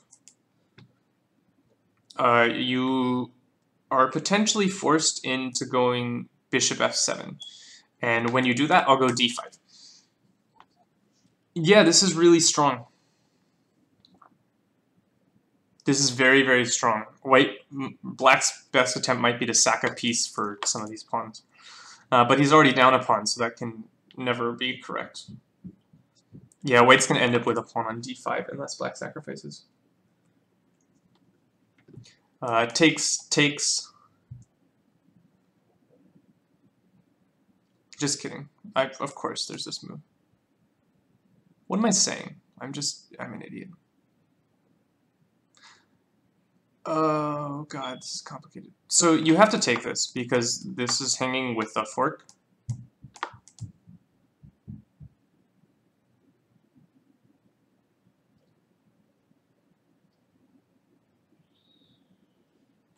So I assume that was taken. bc5, this is probably taken. Yep. Okay, so what's the damage here? Black got his pawn back. White got a bishop pair. White has a passed pawn on c5. White should still be better here, but not as much as he was before. Something went wrong here. Black did manage to conjure up counterplay. I think perhaps... So I was praising this e4 move. It doesn't quite work, though. Perhaps just solidifying bishop c3. And then playing this position makes some sense. But white has already given away some of his advantage, I think. I think here, after knight d3, g5, b4, h5, just jumping right in. Oops, not that. b3 seems a wasted move. Yeah, black can go e5 still, but I should be able to slow black down. But okay. e4, bishop takes e4. What happened? They're very low on time, so they're playing quite quickly. Takes, and b4, white cements his structure. Knight c4, that's quite an outpost for the knight. And with the knight here, I am not convinced that white is better anymore. Bishop c3 probably, yeah, bishop c3. Bishop b7, he wants to free the rook from its duty. Bishop b3 is an interesting try for white here. Yeah, bishop b3 played. Bishop d5. Rook d1. Rook d1. Don't you have some problems on rook d1? Rook d1, you just back the bishop up, I guess. Rook f1 played. Maybe eyeballing this as a potential annoyance. Knight e3.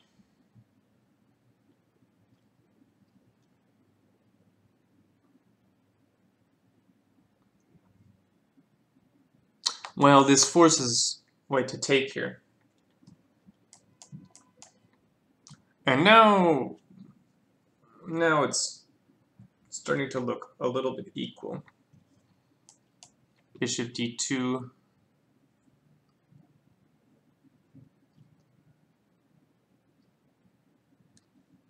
Oh, there's still this in the air. Yeah, black still has some problems to solve. He can't really go a5 yet. He can move the rook, however. He could go rook f8. Yeah, rook f8 is probably a good move. Rook d8.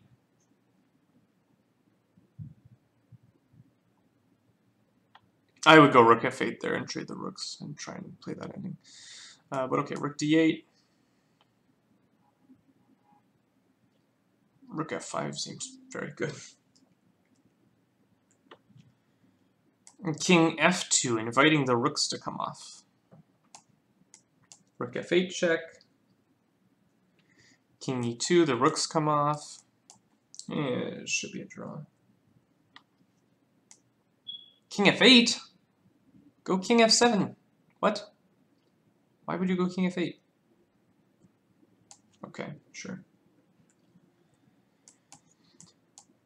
King could be on e6, better square.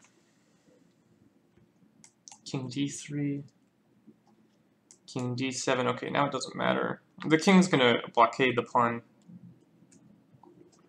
But now your king is a little bit offsides. You probably have to go king e6. Ooh. King c6. I'm gonna come eat these pawns. Are you gonna do something about it? You're gonna go a5. a5 is problematic.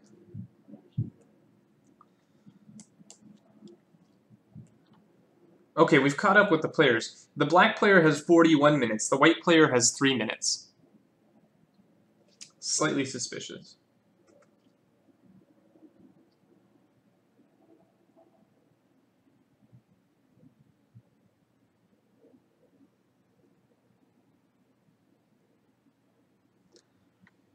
a5 is an idea here. a5 takes. I might not even take this. I might just go b4. I mean, this should be a draw. I think white can just take this.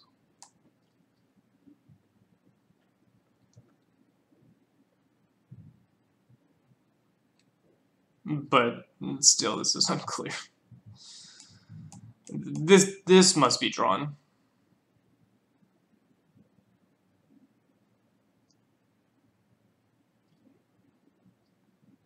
But I would not want to play black here, actually. I think black has a hard time coming up with a draw.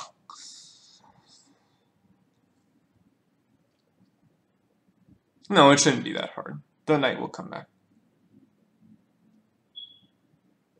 I'm almost positive. I mean, I think white is playing for a win in this position. Well, white is clearly playing for a win. I do think it's a draw. And the reason is I take this.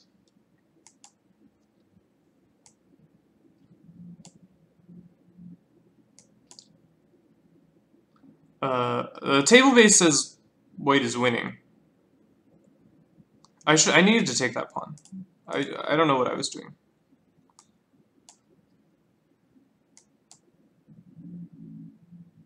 Table base says white is winning.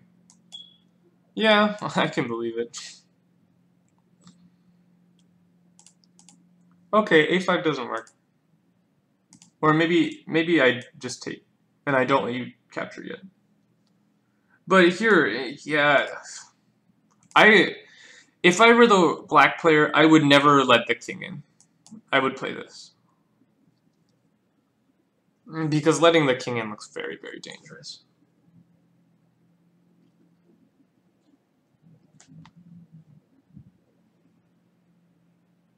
Knight d4 instead of king takes c5.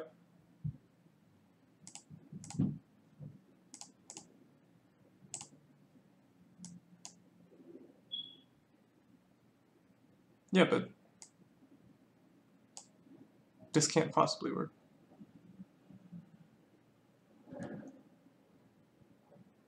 Knight f2? You mean knight f6? Yeah, but I go here, right? And I'm gonna win the pawn anyway. This can't possibly work for black. Also, after knight d5, I can be really annoying and go h6. And this is really annoying, because now you can never play king takes c5. And that's a problem for you.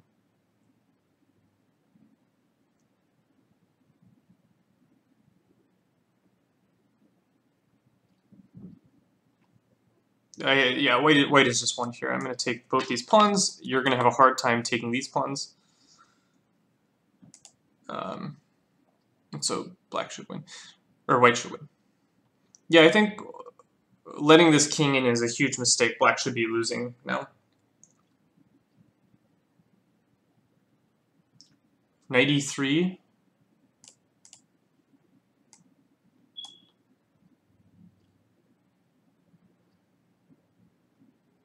Okay. The problem is I'm going to generate another passed pawn. And I'll just have too many passed pawns. You can take, you don't have to, but if you don't take my pawn, I literally don't know what your move is. Like, if you go here, if you wait, I'm going to make another passed pawn eventually. So at some point, I'm threatening this. So you do have to capture the pawn at some point. We'll get this position, and you're just screwed. Because you can't stop my h-pawn.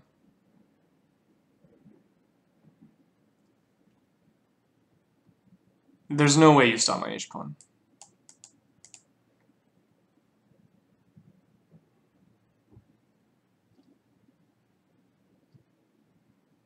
Like, okay, knight g2, king g5. And this is game over. My next move is h4. You're going to be forced to sack on it. These pawns are untakeable. Which means those pawns will stay there forever. White will win. Okay, let's go back to our loveless game. See how they're doing.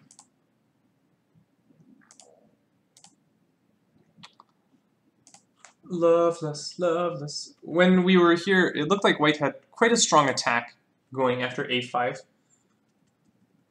The king has gone for a walk. Let's see what happened.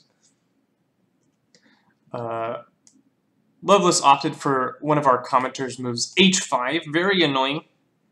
Sort of preemptively or prophylactically preventing g6. Rook c7. This is an interesting move. He's bringing more pieces to the defense. Perhaps thinking after g6 takes, playing f takes g6, bringing the rook into the defense. Queen e4, g6. But now f4, right? Hold on. f4 is not a huge issue here.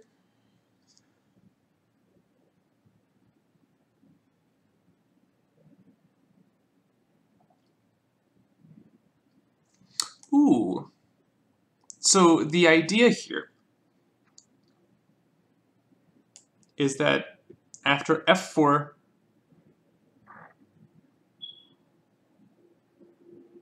rook ce7, you actually can't take this because the rook on e3 will hang at the end of the line. That's kind of cool. So f4 is unplayable, actually. f4 might be very bad for white. So instead, Levels takes. I assume the idea was fg6, yeah. Bring the c7 rook into the defense.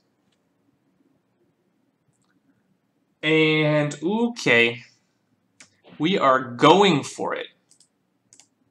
I haven't had a chance to calculate any of this, so I'll just put the moves on the board. Levels goes rook h7. You must accept this gift.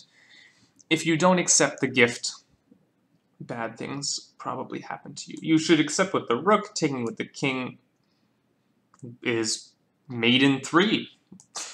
Just to show that this will be check, and this check ends the game. You have to block. That's mate. So you have to go rook h7, clearly.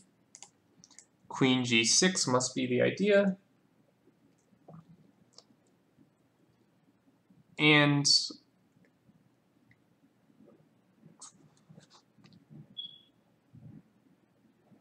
both your rooks are hanging. That's a nice sacrifice. So the point is, after queen g6, I was like, why can't you go rook g7? Well, your e8 rook is suddenly hanging. So what Levels is doing is, Levels is taking advantage of the discoordination between the rooks, and pointing out that rook c7 disconnected the rooks, and that's bad news for you. So king f8 played, but now white regains the rook on h7. But black is not without threats. Queen d4. And, you know, black, that's a threat. That is a threat. You can't argue with that one. However, white thinks he has a win here, probably. Rook f3 check. The king has no squares. The only move... bishop f6 or bishop f4?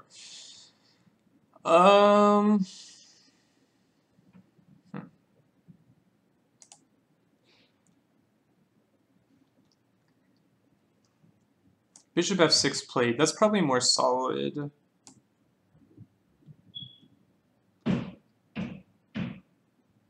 Yeah, on bishop f4, queen h6 wins the bishop. So bishop f6 is very sensible. Queen h6 anyway.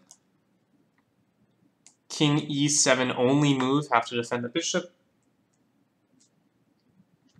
And queen e3 check, trading queens. So we will trade down to an ending where white is up 3 pawns. King d8, I assume he takes, and this is opposite color bishops, but 3 pawns is 3 pawns. King c2, this should win for white.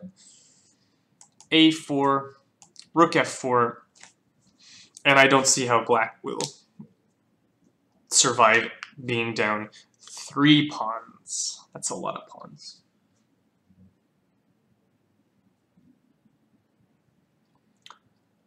So yeah, we're just waiting for these 2 games to wrap up. 3 pawns for white in this game, and in this other game, the king has been allowed into the position. This is not the position. We had, this position here, so the king being allowed in should win for white. So what's going to happen? I'm going to take a quick bathroom break so you can provide your own entertainment for 2 minutes. I will be right back.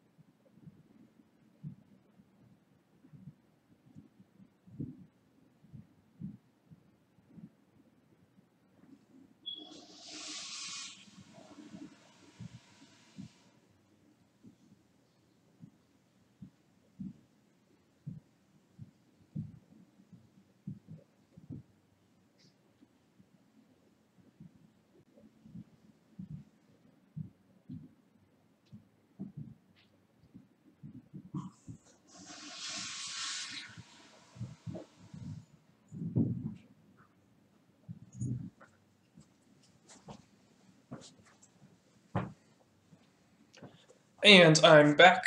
Let's see what's happened over the board here. After rook f4, the bishop retreated, of course. g5 and rook e1. Black attempting some activity. I don't think it's going to matter too much here. Although there is a bit of a soft point here on b2 if the black rook can ever find a way to attack that. Rook f7. Yeah, and white should be cruising to victory here. What about this Chris PL versus Dave Jishnu game? Here, we've simplified to a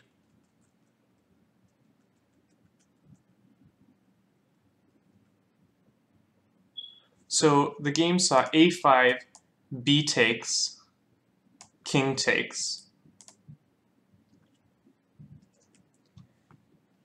king g5, and b4.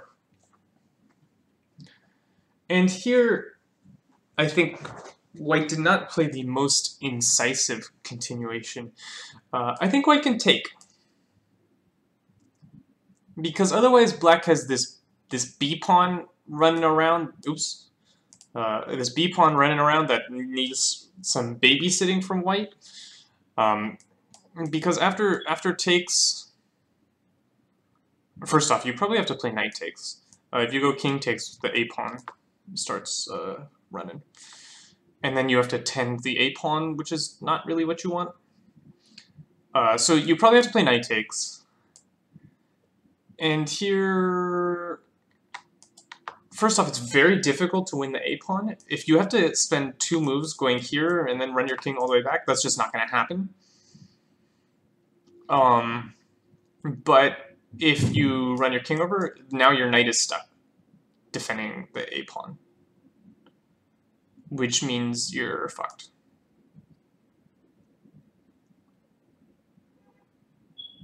And literally every move wins. I would play this. And you can't stop my h-pawn. So this was not found. This bishop takes b4. It's very strong. Instead, king takes h5 played. But now b3, right? And the pawn is problematic.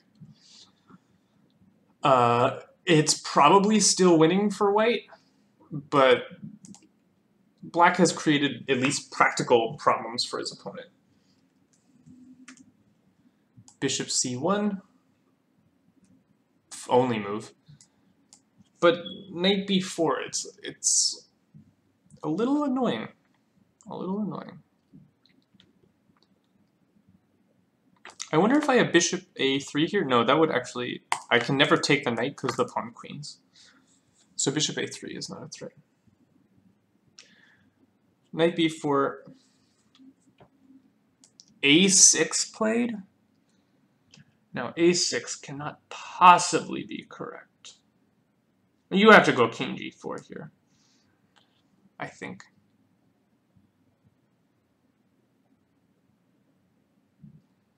Well, maybe a6 wins enough time. So a6...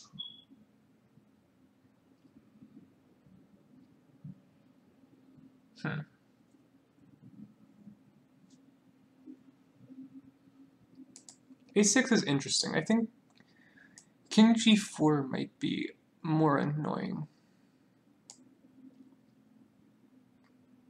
Yeah, king g4 appears to be a problem.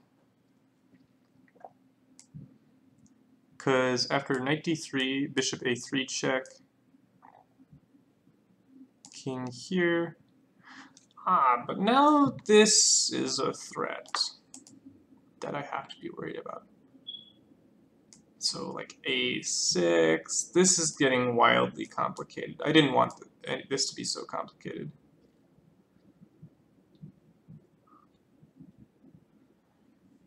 Yeah, I don't know about this anymore. Like h5, just run the pawn.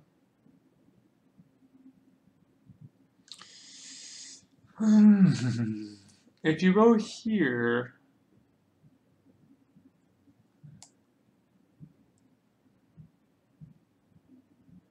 Yeah, I just don't know. White might have botched this by not taking the pawn earlier. But okay, he tried a6.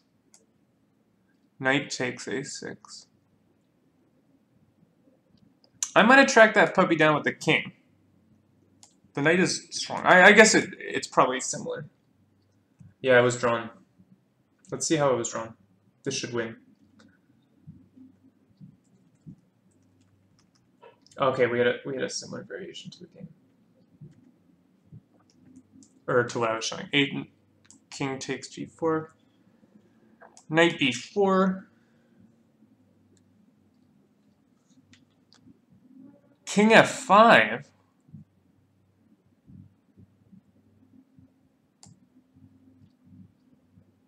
Why? Go h4.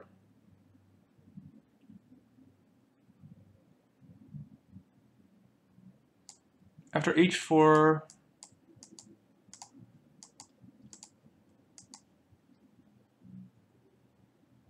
Okay, I've lost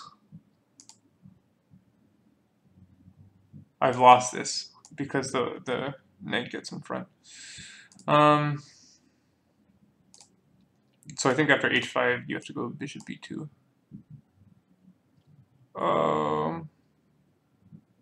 No, that shouldn't work. This shouldn't be enough. Because again, the knight gets back. How am I losing this as white? That's very sad.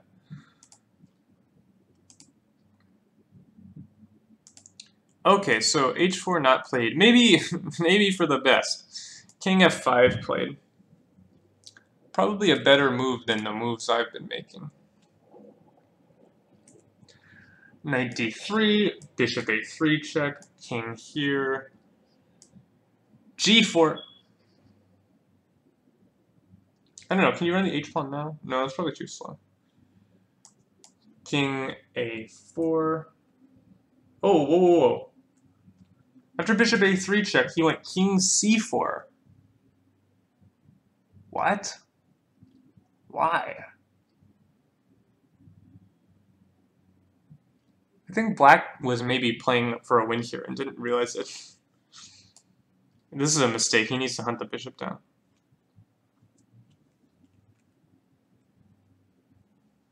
Yeah, he admits his mistake. He goes king b5, but he lost a full tempo here. This is a very sharp ending. That might have cost him potentially a win. I think white blundered away his entire advantage by not taking the pawn immediately. We see how much counterplay black is generating based on the existence of this pawn. g5, king a4, g6.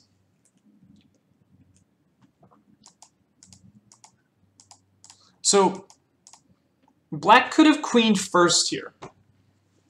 We could have this exact position with black to move. Which I don't think makes a huge difference, to be honest. I think it's still a draw. White can force the queens off. I mean, black, if it were black to move, black can play on. But even knight and queen versus queen should be a draw, although it's tricky. So I think the last tempo did not hurt black too much. Here, white just forced a draw.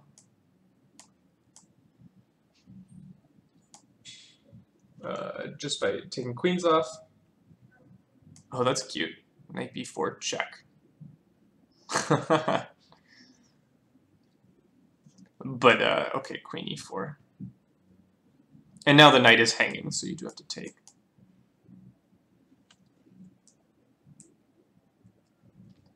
King c3, h4, knight c6, h5, knight d8, h6, knight f7, h7,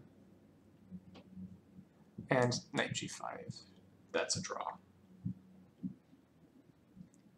Interesting. Yeah, so an endgame possible blunder here. In endings, pass pawns are often more valuable than pieces. Especially if you have if you're like in a pass pawn race. Oh, I went too far back. So here, first off, black makes a huge mistake allowing the king to penetrate the king side. This is clearly the best move, where black is probably okay. It's not totally clear.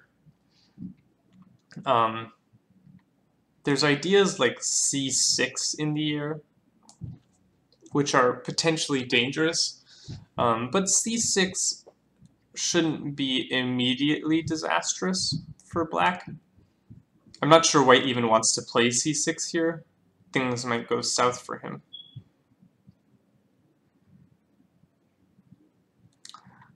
I think,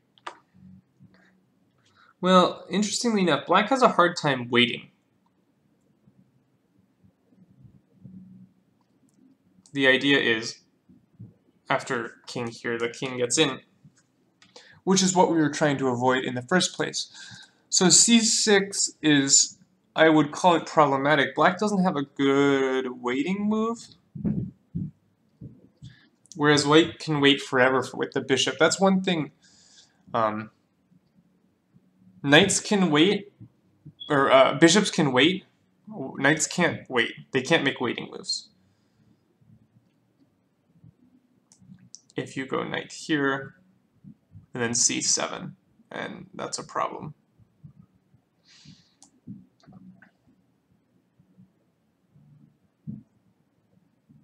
So maybe you have to play something like this, but then bishop f4, knight back, bishop e5. You don't have that waiting move available anymore. It's tough. It's very tough. Well, no, here there's knight b4. So I can't give that up so easily.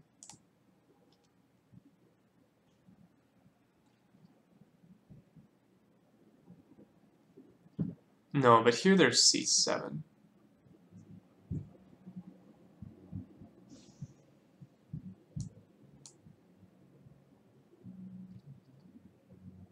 And I'm getting what I want here, I think. Because king f5 comes next move. And this should be similar to the game. Yeah, maybe even it's just lost. The protected pass pawn might be too strong. After c6, you can't go king d6, I don't think. I mean, maybe this draws, but I wouldn't want to play it.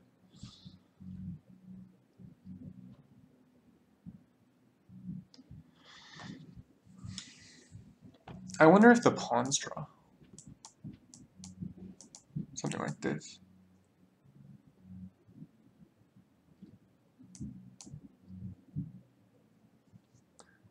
And I just have to make sure you can't sack the bishop for both pawns. Now this is interesting.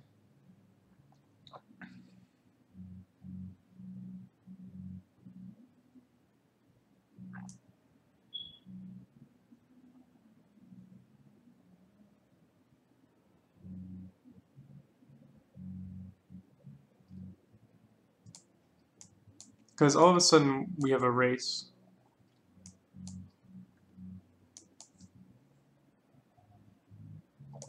This move is forced. Yeah, what's going on here? This might be okay for black. So maybe black can hunt this down and play this strange ending. Because black's pawns are a little bit ahead of white's. Yeah, I don't know.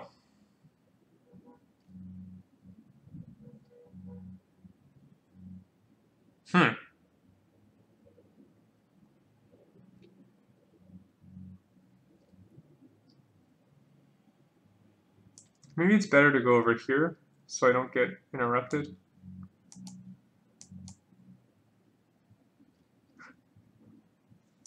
G6. Ah, you have this move. That's a better move. Yeah. This is better. Now white should win, I think.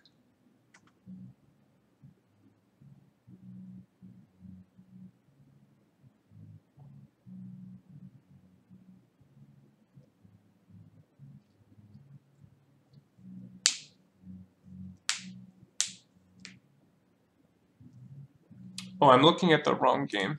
Sorry, guys. My overlay is wrong. I'm really bad at overlays. Overlays are hard. That was Chris PL versus Dave Jishnu. All right, let's go back to our Loveless game.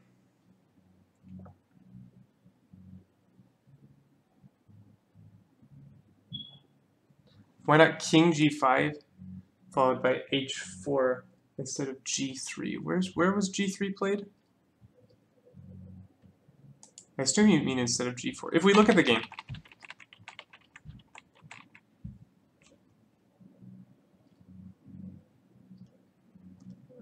I don't think anything wins. If you're suggesting King G5 here, I do this still. Jack, H4. Yeah, this can't possibly work.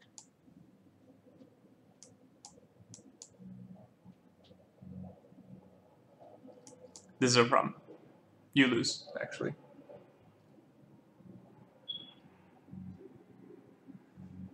Sometimes my board doesn't update correctly. Yeah, there. Okay, let's look at this Loveless game. We left it here.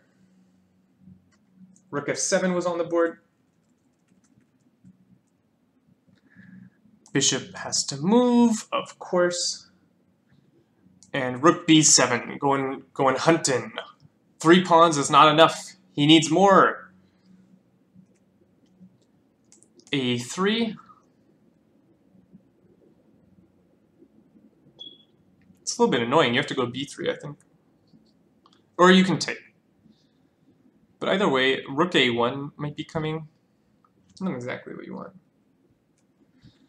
Takes.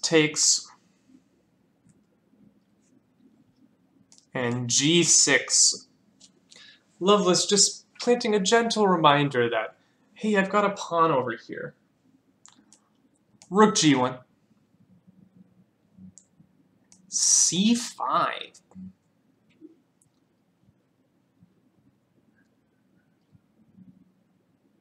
Not the first move I would have thought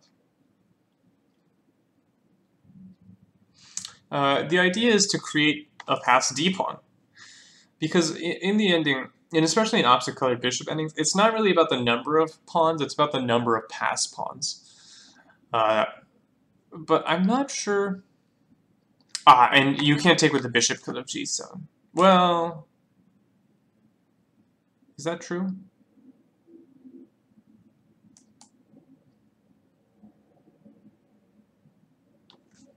Yes, that is true, because after bishop here, there's check, and you lose.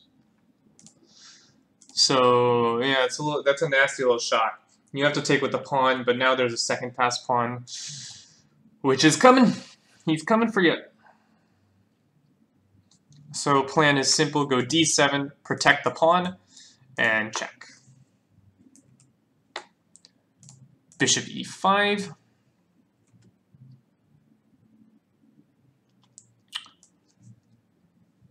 Bishop F5.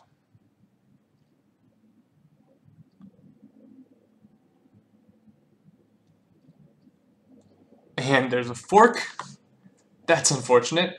It took me a moment to understand this move. I'm like, take the pawn. No, you get forked.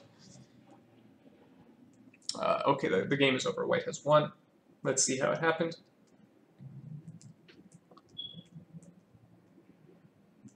And Assassin in White says, I have to take this, even if I lose the bishop. The problem is, if you don't take this, oops. First of all, I don't even know what you play if you don't take it. Oh, okay, say Rook G5 is mate. So that's not good. So you have to take it, or else you get mate. And check. King E8. Take c4, rook d2, rook a1. Rook d2 is a nice move, prophylactically protecting this pawn. King c3, I assume, yeah. King c3, rook c1, king b4, or, oh, okay, rook c2, and black resigned. A nice game from Loveless, finding an interesting sacrifice. I want to go back to a somewhat critical position. Yeah, I wasn't so impressed by this sacrifice here. I think this can even be prepared. So like after d3, now white is solid. You can think about maybe going... Well, the problem is if you don't do it now, bishop d3 is coming. But I think you're just solid. I don't think this is necessary. Well, I'll say there's 5 games in the database here, and it scores 100% for white. So maybe this is not great already. Yeah, this has a big score for white. If I had prepared this position, I would never knowingly go into this position. Yeah, it's very difficult here. So maybe d3 is a good practical try, but yeah, it's hard to stop this idea of like g4, h4, g5. That comes pretty quickly, and there's not a lot you can do about it. And so d3, but Loveless plays well, holds everything together, and I think this is kind of instructive. Loveless gets ready to position his pieces better. g4, h4, and as soon as b4 comes, he says no. No open lines. I refuse to open lines against my king. And the problem that black has is white is going to force open lines against his king, but black cannot do the same. And that's a big problem when you're trying to race attacks. Because here queen e4 forces open lines, and there's this nice sacrifice, exploiting the looseness of the rooks. So a really good game from Loveless.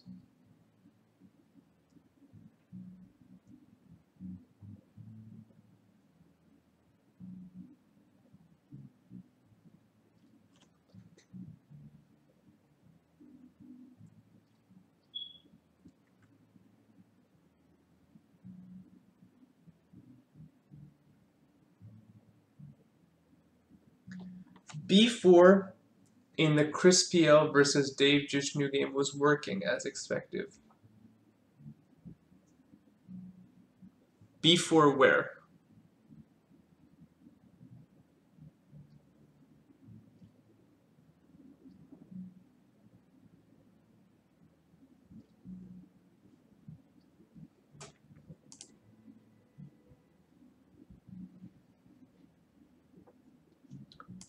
Someone's telling me that b4 is working in this game. I don't know what you mean by b4. Where exactly? Move 43.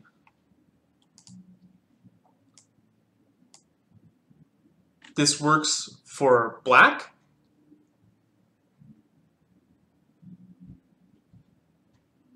How is this working? I take it.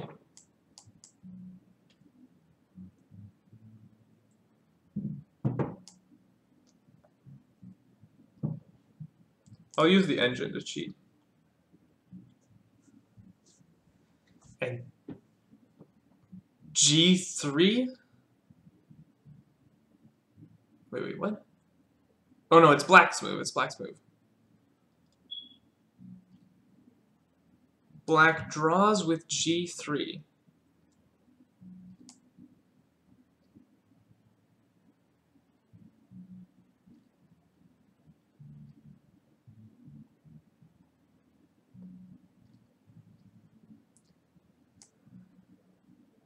h4?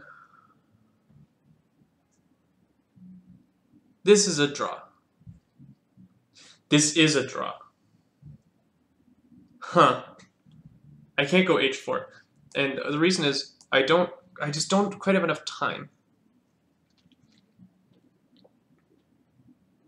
No, this is a draw. This is a draw. Why is this a draw?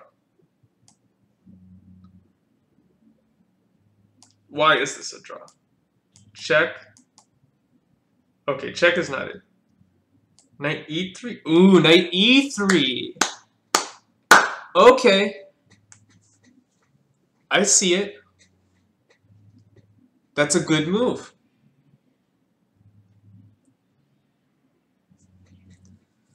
No, this is a draw. It's true. Knight e3 is a very good move. The point is, after here takes, you just take. And you have to take the pawn. And then the knight comes back and eats the pawn. That's a really good move. That's very difficult to see. You have to find g3, and you have to see that in this position you have knight e3. Or sorry, you have to make a waiting move. It's very precise. You have to make a waiting move, and only here can you go knight e3. Maybe you can go knight e3 first, actually. Because, well,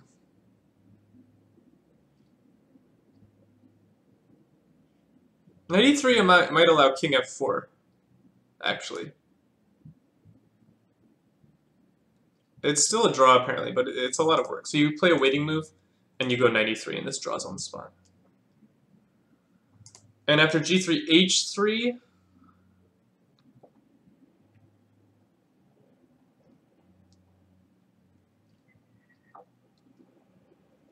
King b5, really?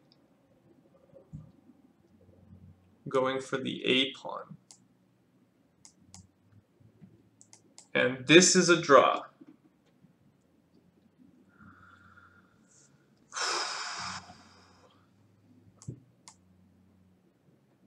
Okay, it's a draw.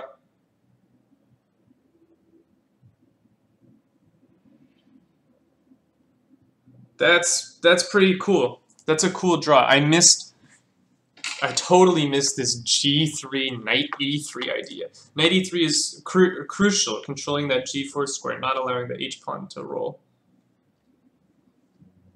I was only ever looking at knight f4 check. Very nice, very nice. All right, that is all for the show today.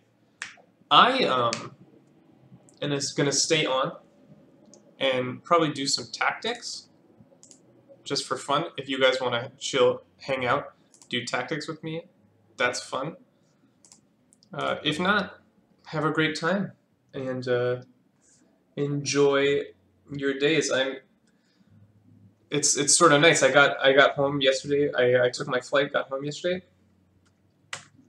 and I don't have work today because it's a snow day. There's like a huge blizzard going through New York City. So I just get to sit at home and stream chess, which is fun. So let's do some tactics. Why not? Right? That's fun.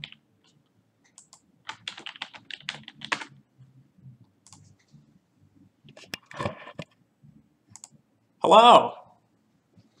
It's me. I was wondering if after all these years you'd like to meet, to go over everything.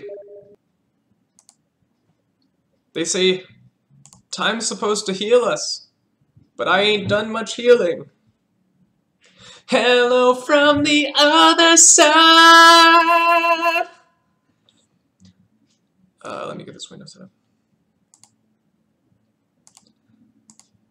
That I tried to tell you I'm sorry for everything that I've done. It don't matter. Da da da da da da da da. I'm going to change the stream title. Give me just 1 secondo. Oh god, no, no, no. Mute, mute, mute, mute, mute.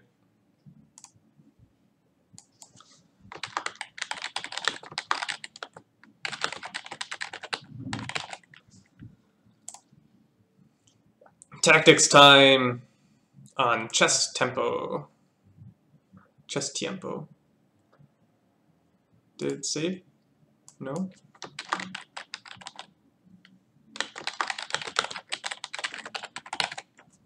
Done? Save? Please save. Change my title. Why won't you change my title? This is so sad.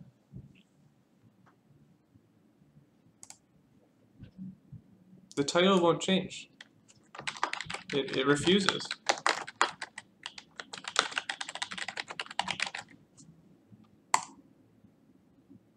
It just refuses to change the title of my stream. This is so bizarre. Let me try it on my other computer. Can you only change the title when you're not streaming? No, that changed it. I don't know what's going on. This computer is stupid. Okay. I'm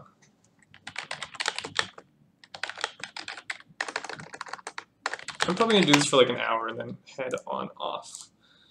Let's get started. Let's do some tactics. Oh, this is an endgame tactic.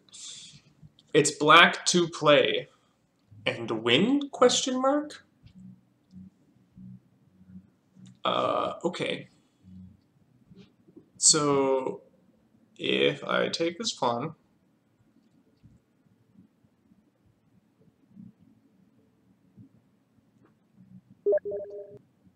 so rook c3 check, or rook c3.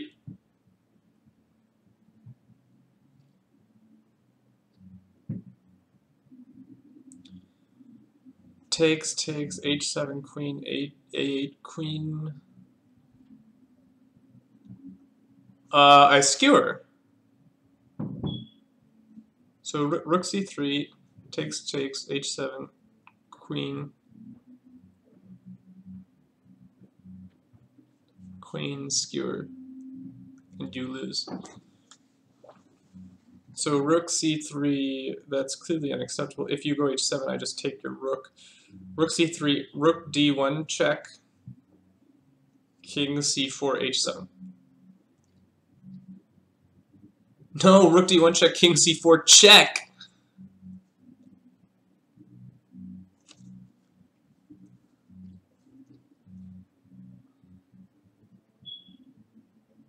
But even there, king b2, queen h7.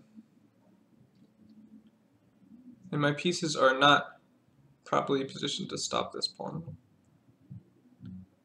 But at the very worst, no, so rook a3, rook c1 check.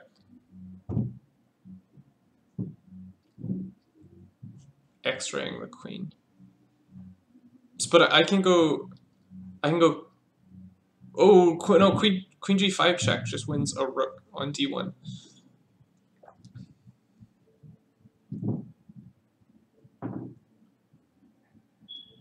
So check, rook c3 check, king c4 check. King b2 is not the only choice. King e2 is playable, but probably gets mated after queens.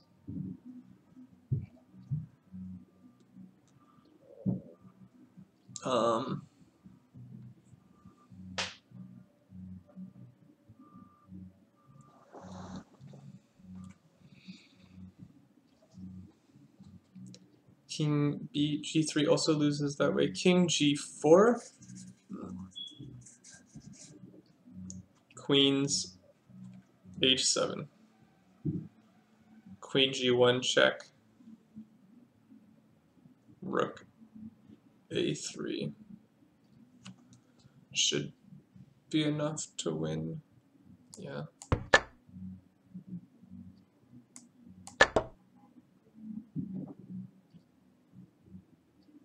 What?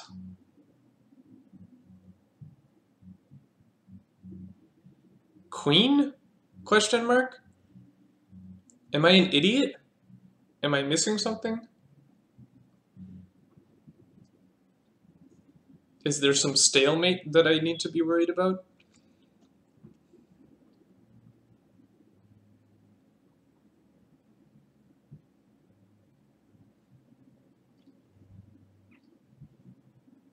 I'm gonna queen. I queened. Why was this so difficult?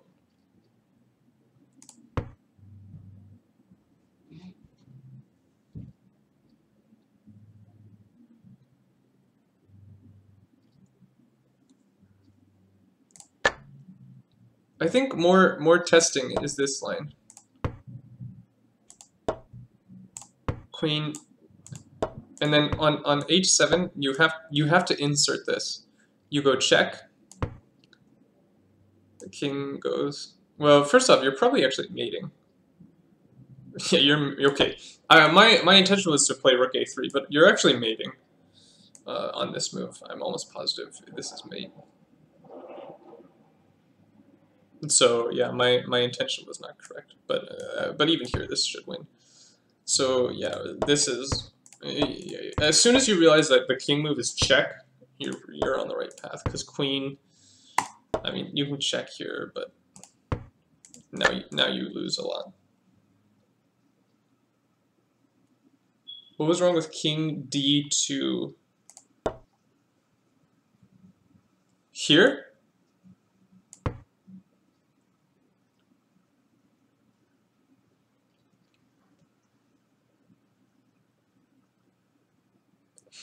You have to be careful about the rook and pawn endings.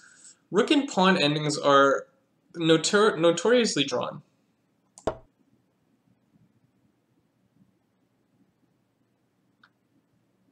So, for example, okay, say you queen, right? This is probably drawn because your king is far away, and the king really needs to shoulder from the side. It can't shoulder from the back. So this, for instance, is not what you want.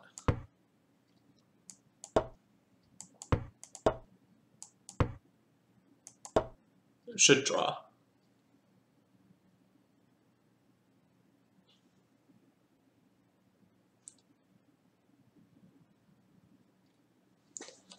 So that's why king d2 isn't winning. You have to be careful about those pawn versus rook endings. All right. I'm getting sacked on here. Let's see. Material is currently equal. Well, no, I have a pawn in pocket. Okay, I take your knight.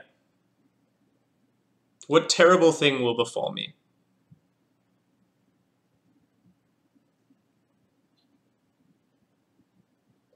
Knight g4 check? Question mark?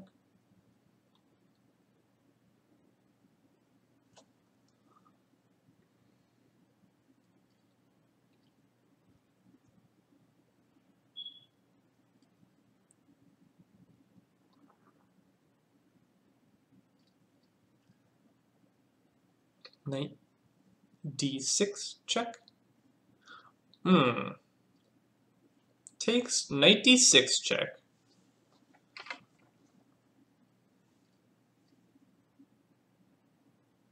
Or even takes rook c7 check is potentially annoying. Okay, let's look at these one at a time. Takes knight d6 check. Just queen d6.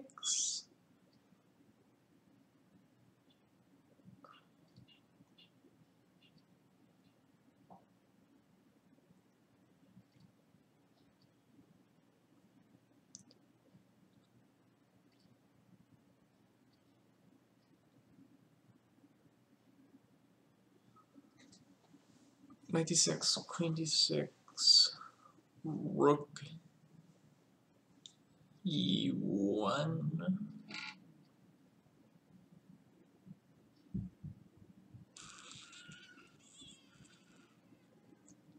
don't have time for this. I have to go king e1.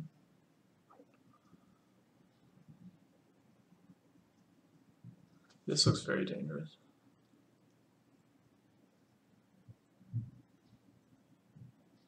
Actually, ooh.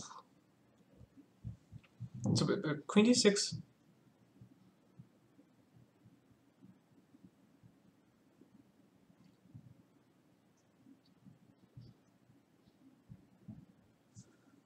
I think that holds, but I want to check this rook c7 line because that looks dangerous.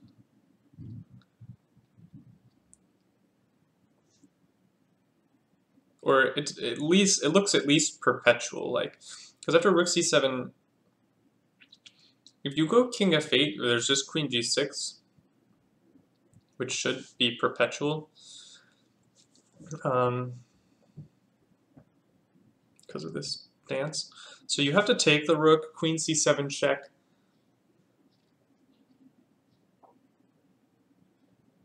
If you go king g8 check, knight f6 check is perpetual because of knight h7 f6.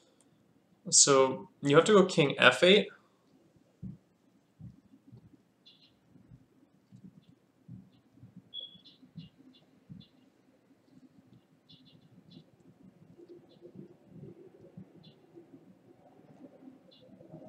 Knight f6 threatens perpetual.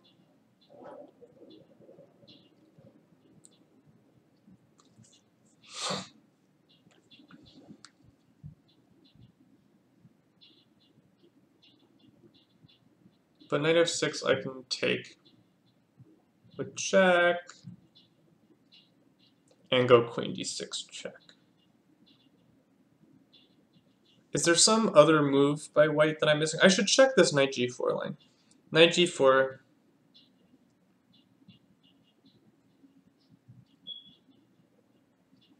King.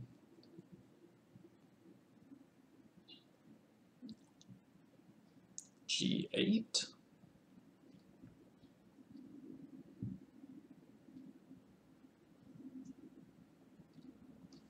Rook c7. No, hangs a lot of things. I think this doesn't work. I think I'm going to take it. Okay, went knight g4.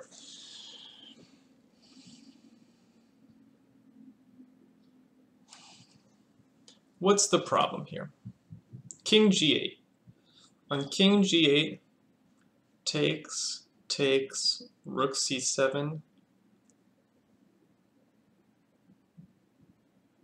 takes, queen e7, that's fine.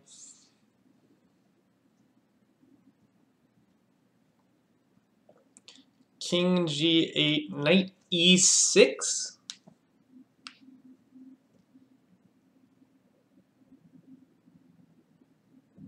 Threatening perpetuals. That might be annoying. I underestimated this move.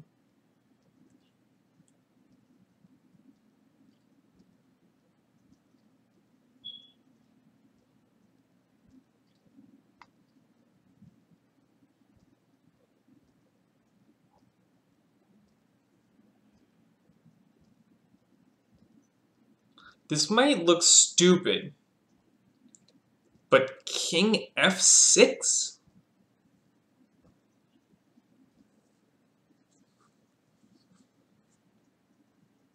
This looks really, really dumb. But I think king f6 is not so dumb.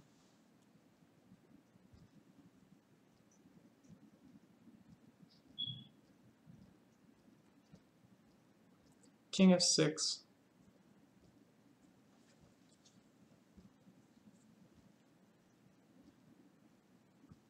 My point is that knight e6 doesn't work anymore. On king g7, knight e6, rook e6 is a problem.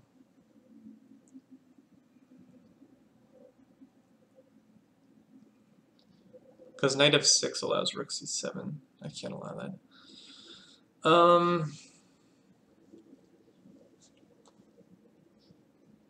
King g7, knight e6. king h7. Ah, that's an idea. So king g7, knight e6, king h7. And now if you take the rook, this rook hangs. But even here, the position is very tenuous. Say like queen e5, threatening this.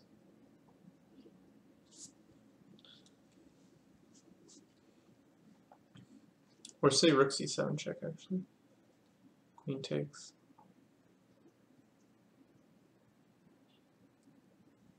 No, there's queen e7, maybe.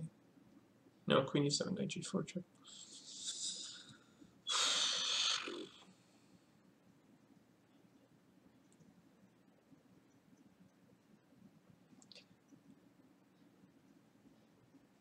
King h7.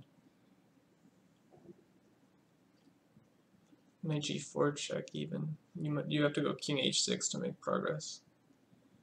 Yeah, but then knight f7.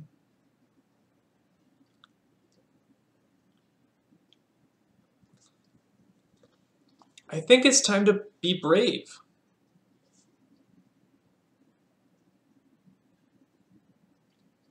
Okay, let me check this king g8, knight e6 again.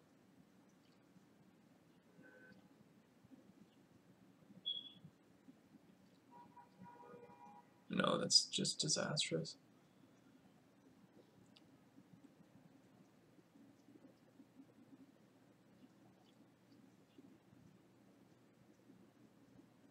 Knight h7, king g7, rook c7, check.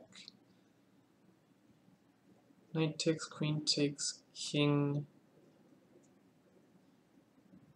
f8.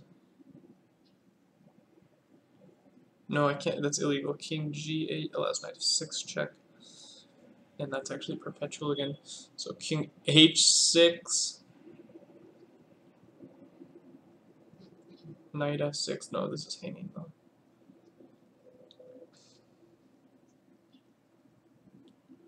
Yeah, this can't work. I think you have to be brave. Boom!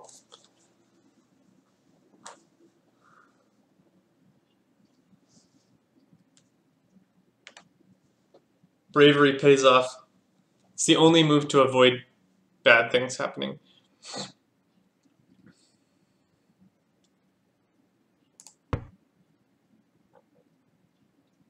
On king g7, well, the computer is giving this line that I wasn't looking at. Rook e6. Rook e6. Rook e6. Rook to e6. So let me ask the question. What happens if I take it? Check.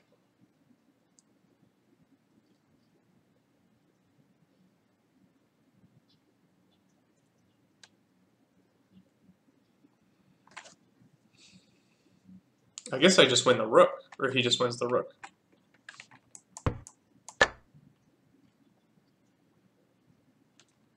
It's reasonable. It's a rook. It's an exchange up. A rook e6 was not on my radar after king e7. I was counting on knight e6, which is maybe not great. But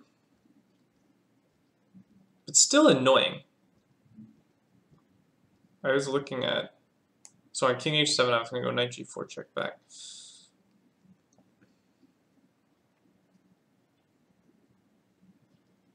Yeah. King f7, or king f6, be brave. White to play, and queen a pawn, possibly?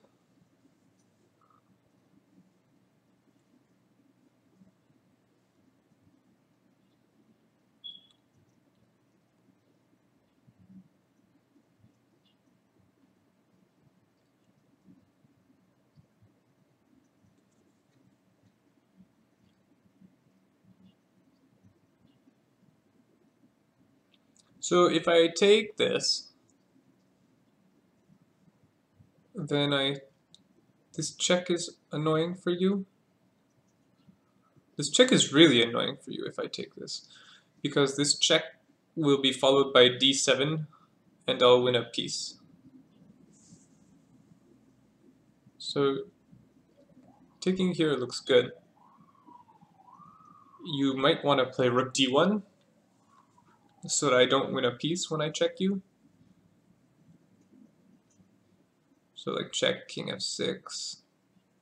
No, but then I win a piece anyway when I check you. So, okay, check bishop d7. No, check I win a piece. How do you not lose a piece in these variations?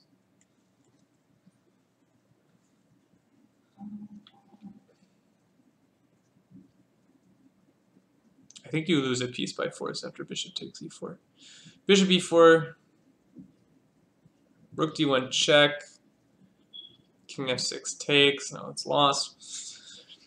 Bishop e4, bishop d7 check, king f6 takes, it's lost. Bishop e4.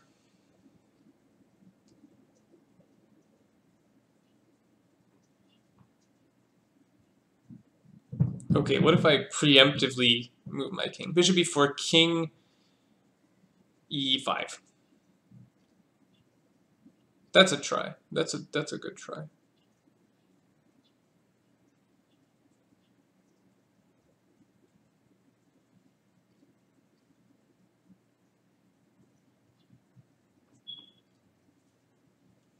So there is this idea of mixing move orders with d7. Bishop takes d7. Now I have a discovered check loaded.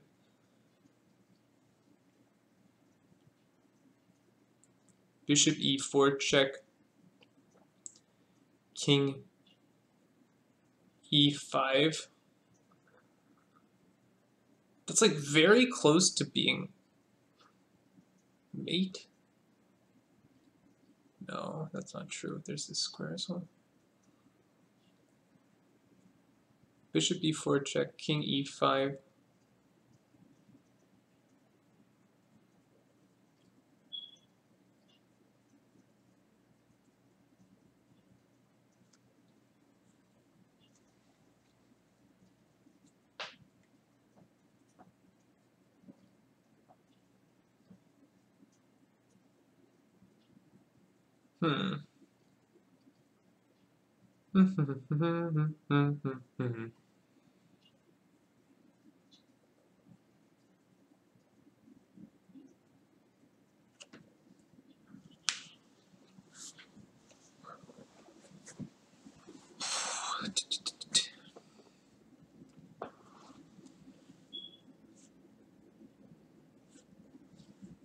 King e5.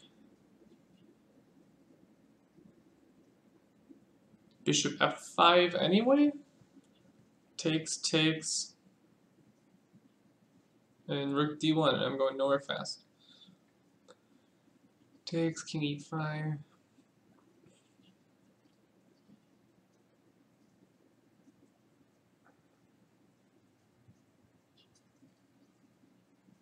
Bishop e7. Takes. d7. Rook d1, rook b7, king e6. He'll track that pawn down.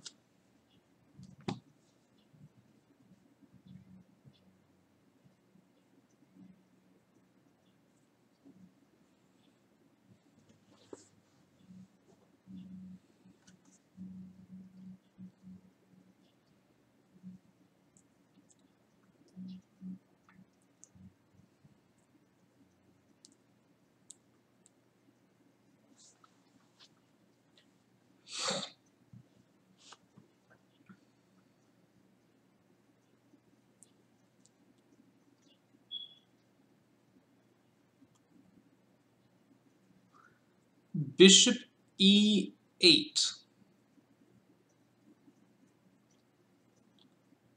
No, that allows bishop d7.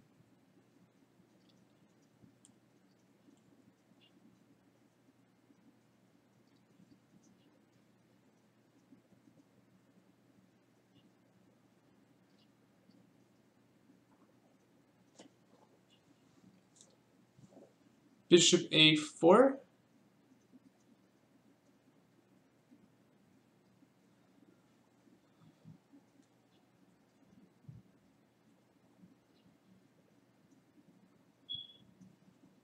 So bishop a4 is interesting. It sets up d7 check as a threat. Bishop a4, bishop d7, bishop b3 check, king e5, rook b7, king d6 is no good.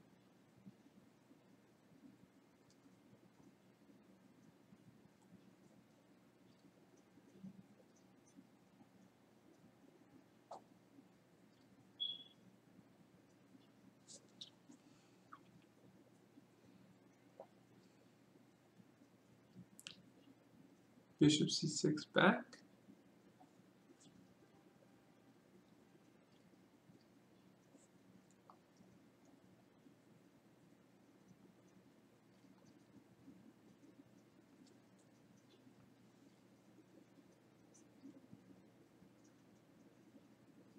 I'm not seeing the idea here. d7, bishop d7. Oh, I am seeing the idea. d7, bishop d7, bishop a4 check.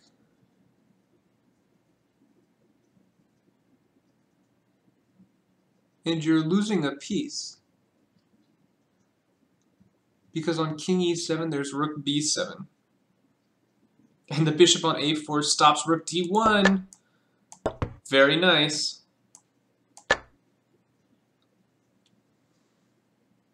Missed that. That was nice. Oh, I scrolled. Probably messed up my window very badly. Great.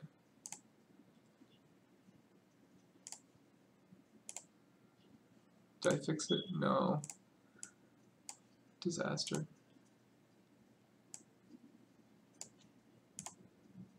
Okay, I fixed it. Next problem. Onwards and upwards. Looks like mate. Don't know how, but it should mate. Knight f3 check.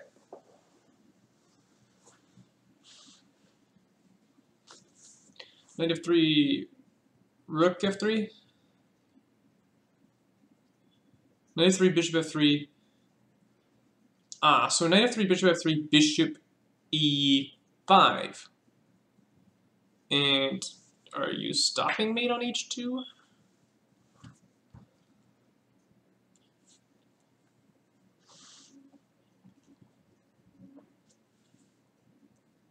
Knight f3, bishop e3, bishop e5, rook e1. No, but that allows the mating pattern. Or bishop h2, king h1, bishop g3, king g1.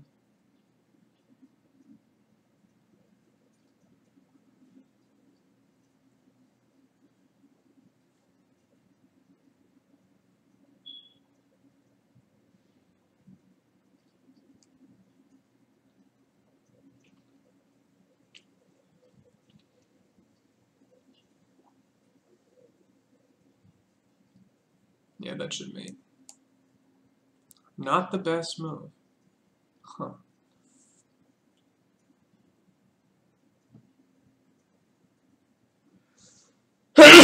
Ugh, excuse me.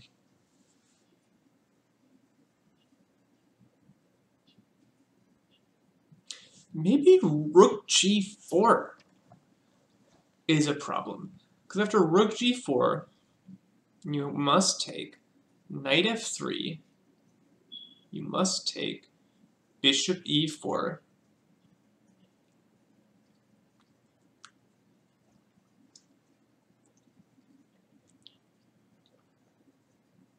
rook e1, check. Now the mate works. Huh.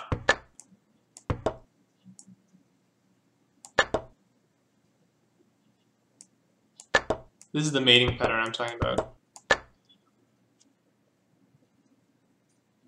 That's a very nice sacrifice. As soon as you see that pattern with bishop h2, g3, f2, this was my thought process. No, I keep moving it. Okay, we're fine. This was my thought process. I saw I saw the mate pattern after here. I saw rook e1's the only defense, and after takes, the mate I want to perform is this, and take on f2, but there's a defender. So what I realize is that if I deflect the e3 bishop with rook takes g5, there's no defense to this mate, which is very nice. You can't defend the pawn, you have to move the rook. Well, okay, you can play this move, it doesn't matter. After rook e1, it's all the same. You get the mating pattern that I wanted. Because there's no defender of the f2 pawn. Very nice. We'll do 4 more, then I'll sign off. I am down a piece currently. I can take on f3, I can take on I can take on f6, I can take on e5. I can also do something else.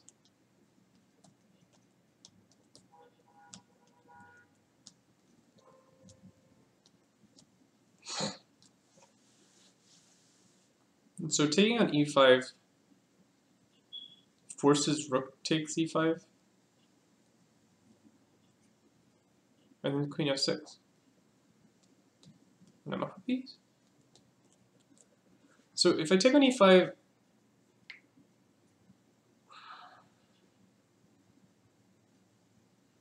it's funny because there's actually a very similar mating pattern after any other move.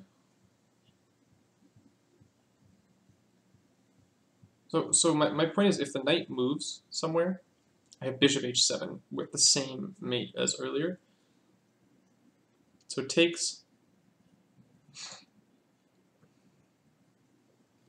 and the other problem you have is you can't let me play pawn takes knight, because then there's a mate threat on queen g7. So it takes, rook takes, but then queen f6.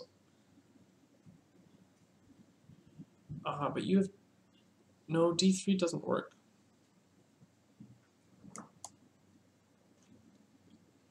Really?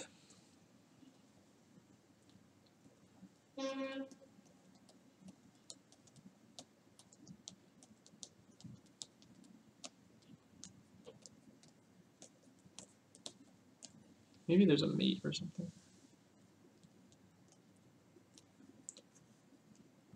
Is there knight h5? Knight h5, knight takes h5. F takes e5.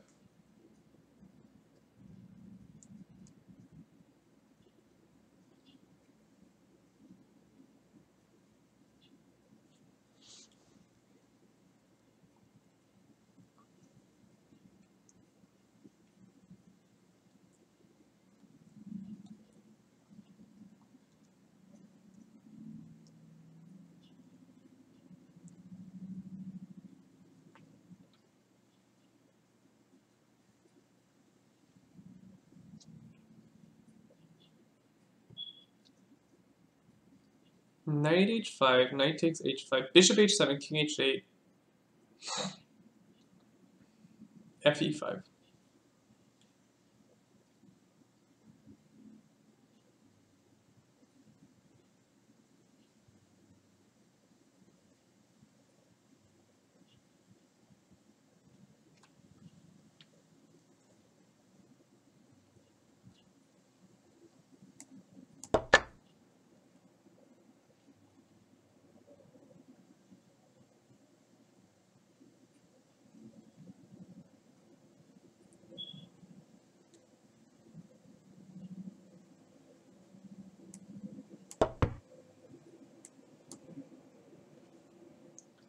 Even better, huh? Rook e5? Question mark?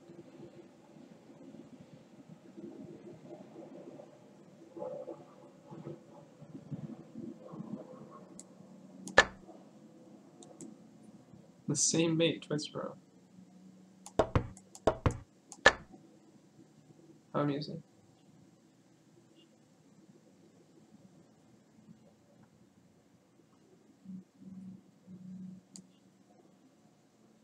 There's a lot of alts in this problem, though. Yeah. Not a great problem.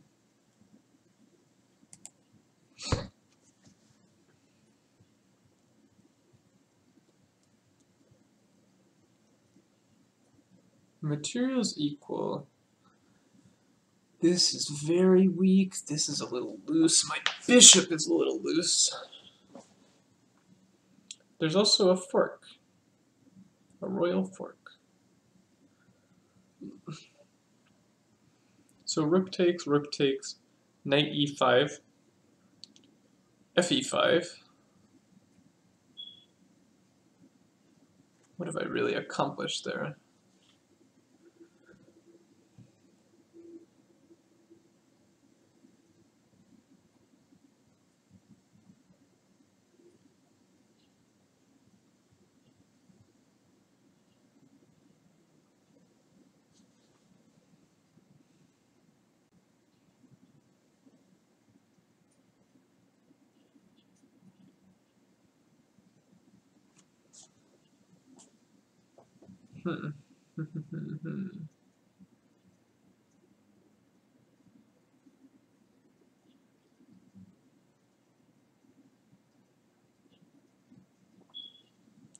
I don't have a ton of ideas right this minute.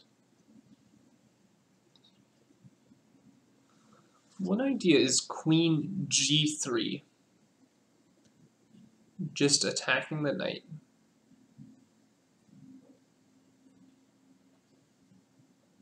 Queen g3, the knight is difficult to support.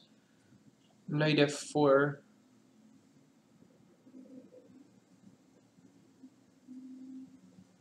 I'll simply take and be happy. However, on queen g3, there is queen takes e4.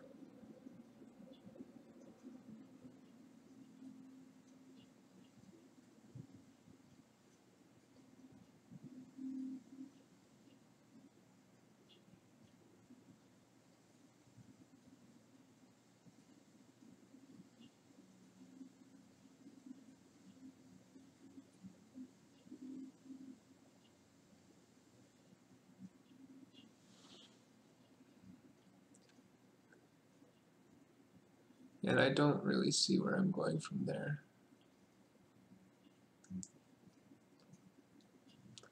Rook b3 always fails to knight f2. I'm almost positive. The point being, after knight f2, bishop f2, queen f2, there's rook d1.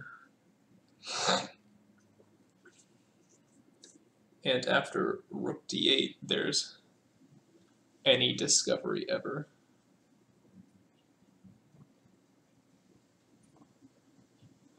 Knight g4 probably. Yeah, it should be good enough.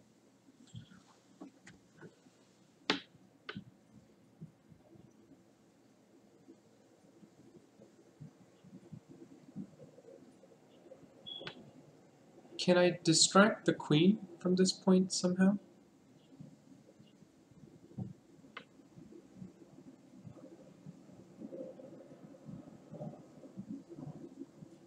Rook b3, knight f2, knight e5 check.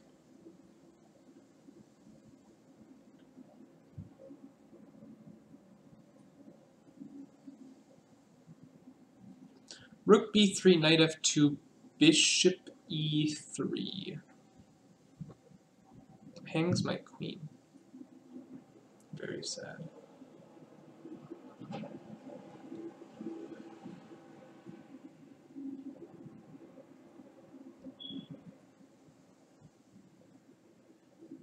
Also queen g3, knight f2. Knight f2, rook h6. Doesn't. Oh no, then the rook's. Oh, okay, I just throw in the rook. Rook d1, rook h6. Wow, I need something good here, because otherwise I'm getting absolutely murdered. Okay, rook d3 seems right. Rook d3. Now what?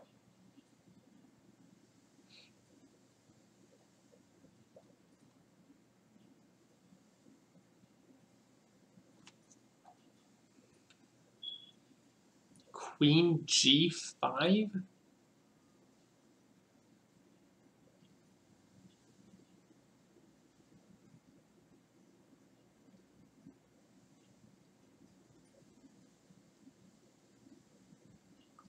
Seems unlikely to work.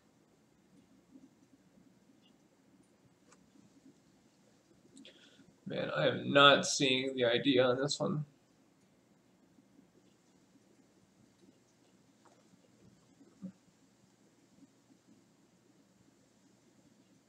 I will discover a vision of that square. Knight e5, knight e5? What's going on there? Queen f4, I really have nothing. I have nothing. Nothing. Nothing. Rook b3, knight f2, knight e5 takes, and rook d8.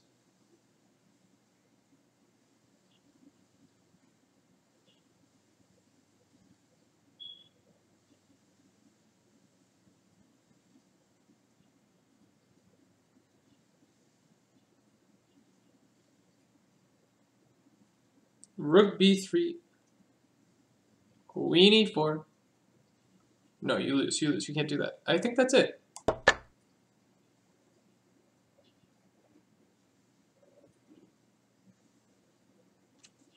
Should I trade first? No, because if I trade first, he'll go knight g4. So I have to do this. Oh my god.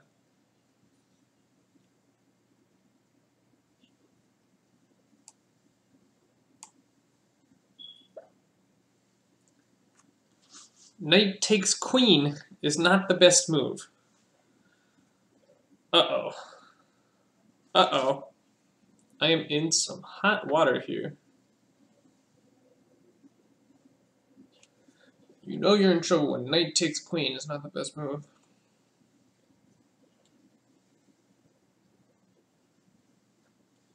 No, so the problem with queen g3, queen g3 allowed queen takes e4, and the queen's no longer attacking f6. Now this is a mess.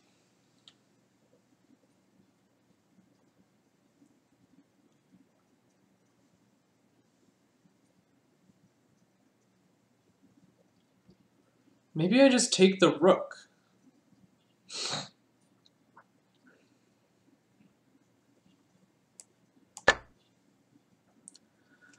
Oh my god.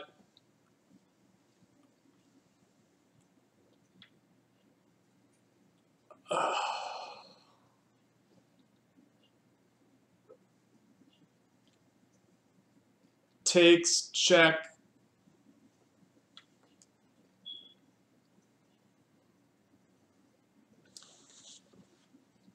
Everything's hanging. Oh.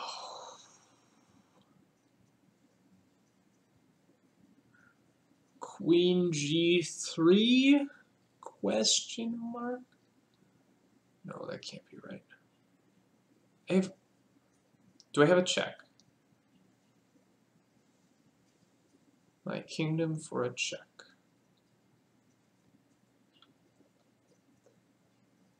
Takes, check.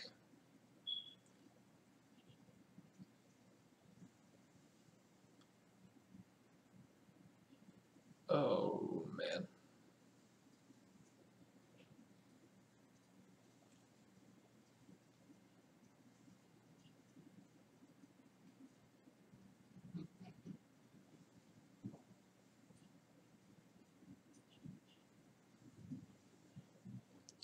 King f1.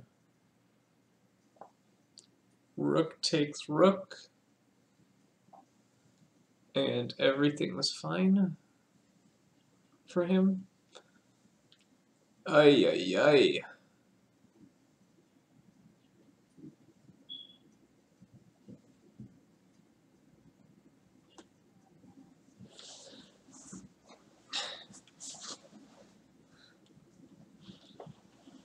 What's going on rook takes rook?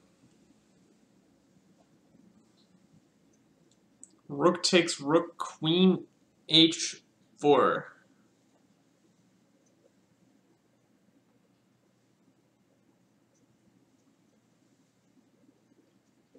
Rook e8 check, king d6.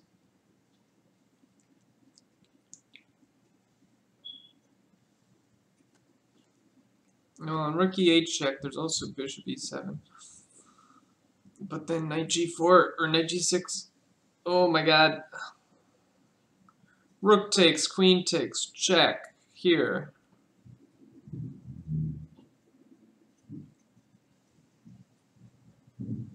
Is mate. Check. Checkmate. Rook takes, queen takes, check here, knight g6. And I have enough material.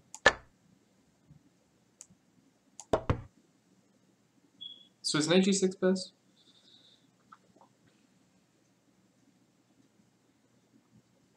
Knight g6, queen h6.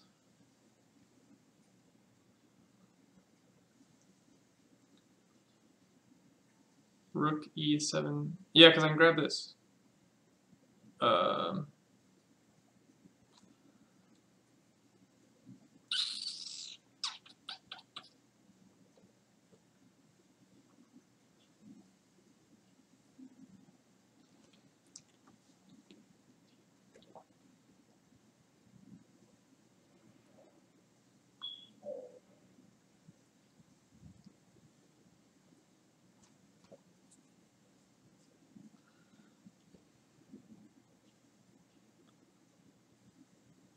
Knight g6, queen h6.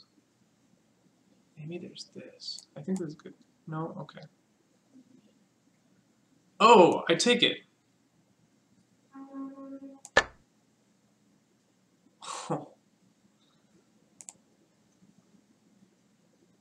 I certainly did not see all of that from the beginning. So my rating on Chess Tempo is 2050. So I get puzzles in the 2100s. This puzzle was 2271. I did not see everything. But I saw the main idea, which is that here, if f e5, then d8 hangs. That was a brutal puzzle. I did not foresee king e6. And now you can take the queen.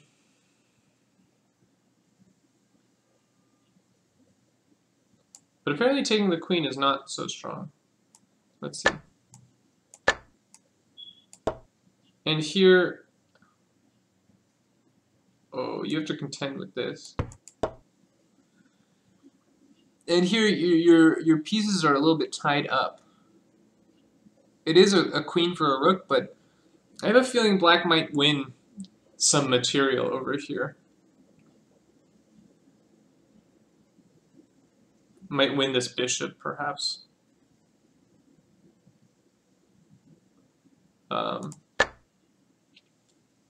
So rook takes d8, queen takes e4. And if you take this, you're not winning.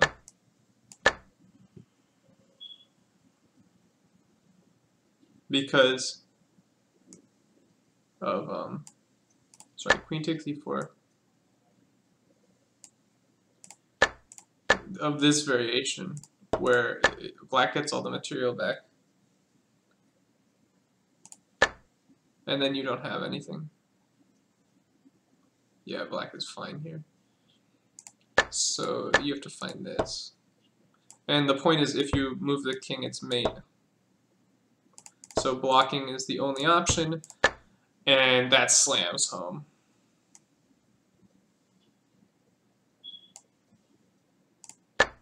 This also wins, but it's less clear. That's very strong. King d6 first, and now this, yeah. Nasty, very nasty. That's a hanging rook.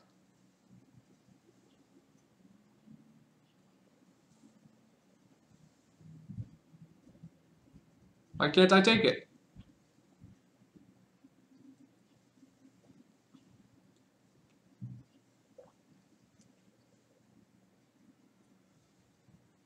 What did he take there? A pawn.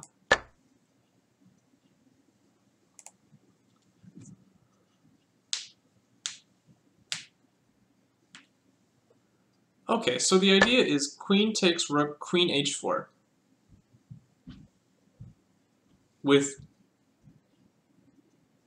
unstoppable mate, question mark? Queen takes rook, queen h4. I can throw a little check here. It might just be a baby check. I have this check as well.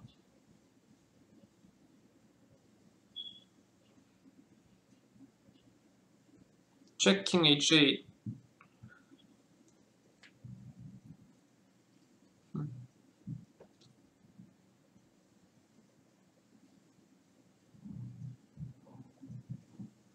That doesn't appear to work. So take queen h4, rook somewhere else, d1.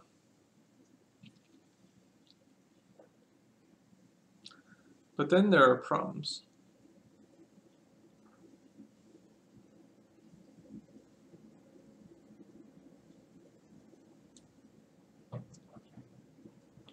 Rook d1, bishop f2. No, rook d1, queen f2.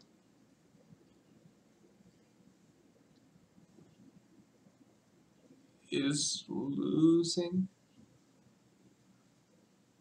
No, the queen guards the f pawn.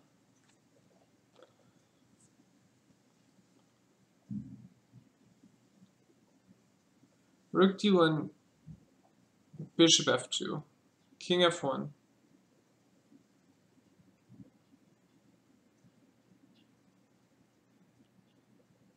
Knight h2, king e2.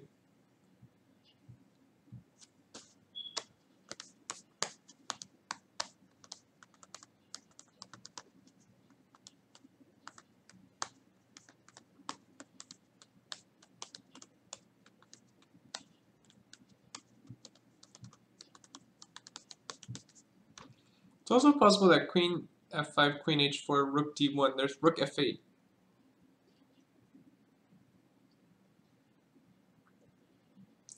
Yeah, that appears to be a problem.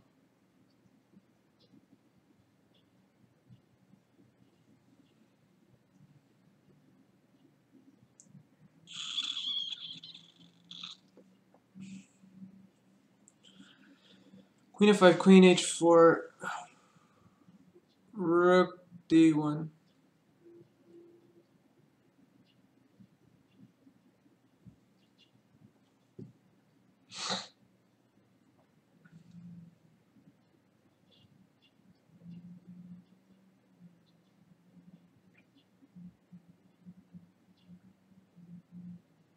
Rook f8.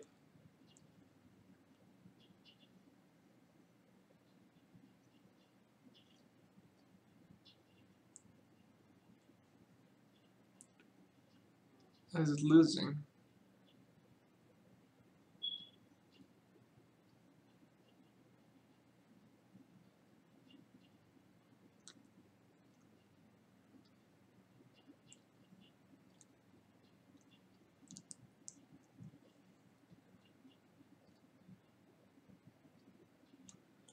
Queen f5, queen h4.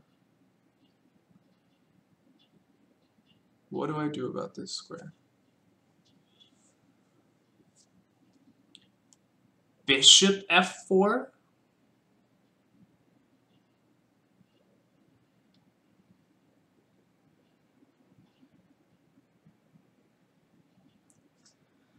Bishop f4, bishop f2? Rook f2, queen f2, King h1.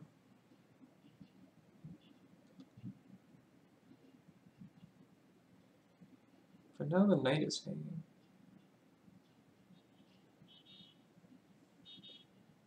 And so queen f4, queen h4, bishop f4 takes, queen takes.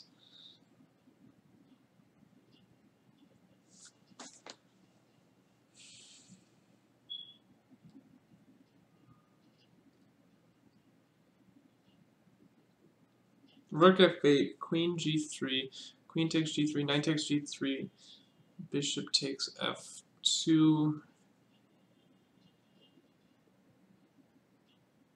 It's hanging. But there's always bishop d5 winning the rook. I think that works. Okay. Oh, that's a good move.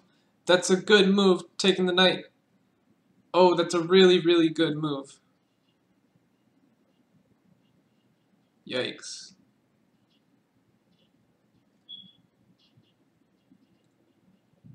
I totally missed this idea. Very good move. Just saying, fuck your rook, taking your knight. Yeah, the knight is so much more dangerous. In these variations, bad things are happening to you. You have to go bishop f4 here.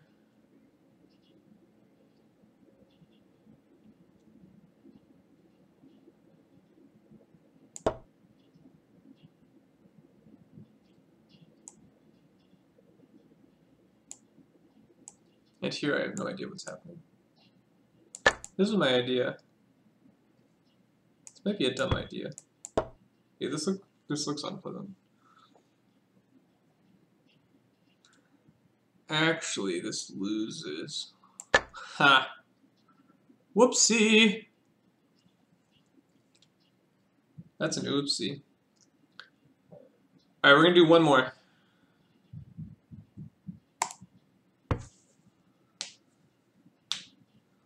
White to play.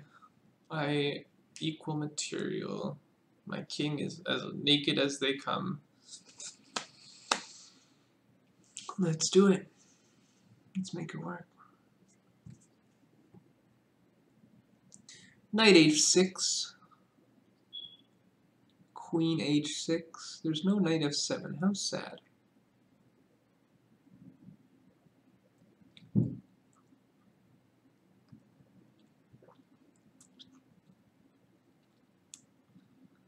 Well, this knight looks a little misplaced, doesn't he?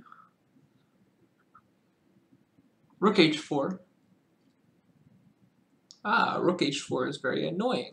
I'm threatening knight g6 check. So rook h4.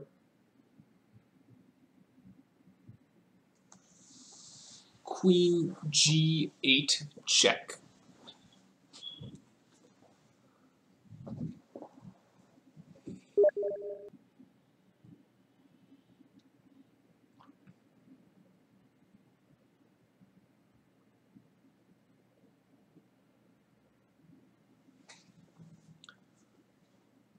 Ooh.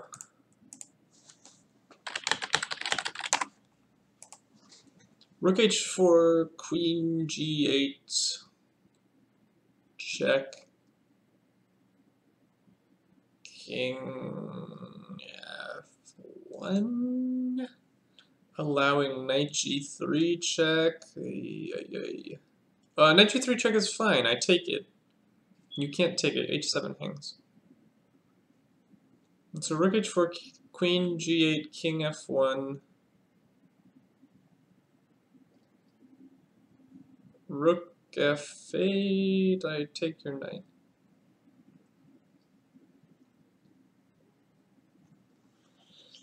Bishop g2, queen g2 can't possibly work. Queen g8, king f1 looks pretty strong. My threat is move the knight and mate you. Or my threat is also to take the knight. Rook h4, queen g8, king f1, knight f6.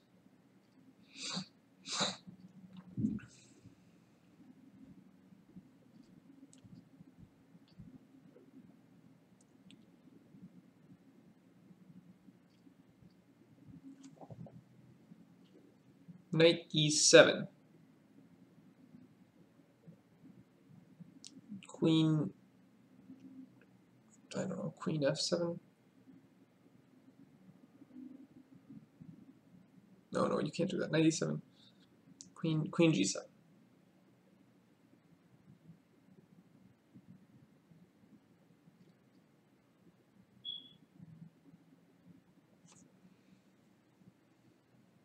No, knight e7 opens up a lot of checks. Queen f8. Rook h4. Maybe it's not rook h4. Let's look for other candidates. Knight f7 is attractive somewhat. I want to kill you here. How do I kill you there? Rook g5? Question mark?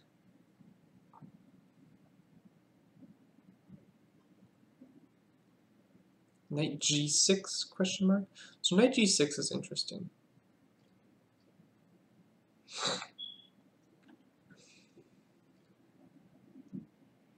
fg.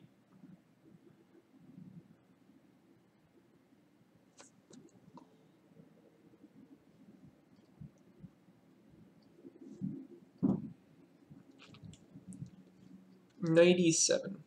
Queen e7. Queen g6, queen e1. It's not going to work. Knight g6, hg6, knight h4.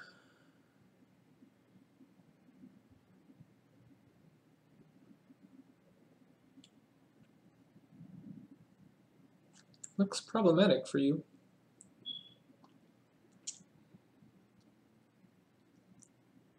Looks very problematic for you, actually. Knight g6, knight h4.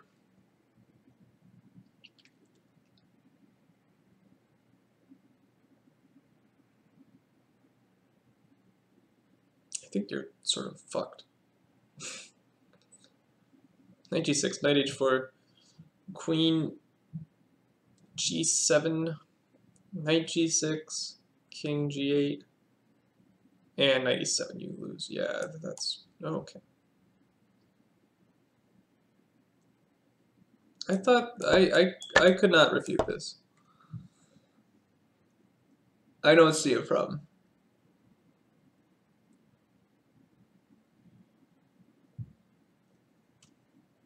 That's unplayable.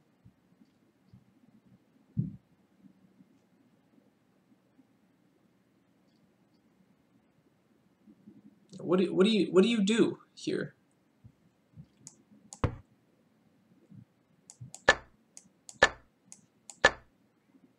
That's unplayable.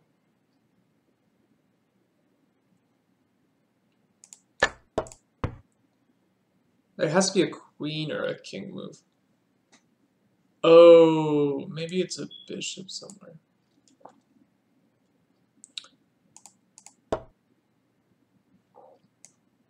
Maybe this is playable, but even here. Nope. No, this cannot be playable.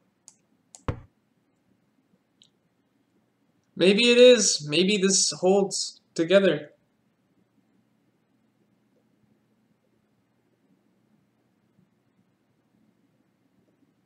This might hold together. It's strange as it seems. I can't really believe this, but no, I have this move. Aren't you just screwed now? We'll get... Oh, no. I'm screwed, actually. Yeah, this loses. Black wins. Alright, fair enough.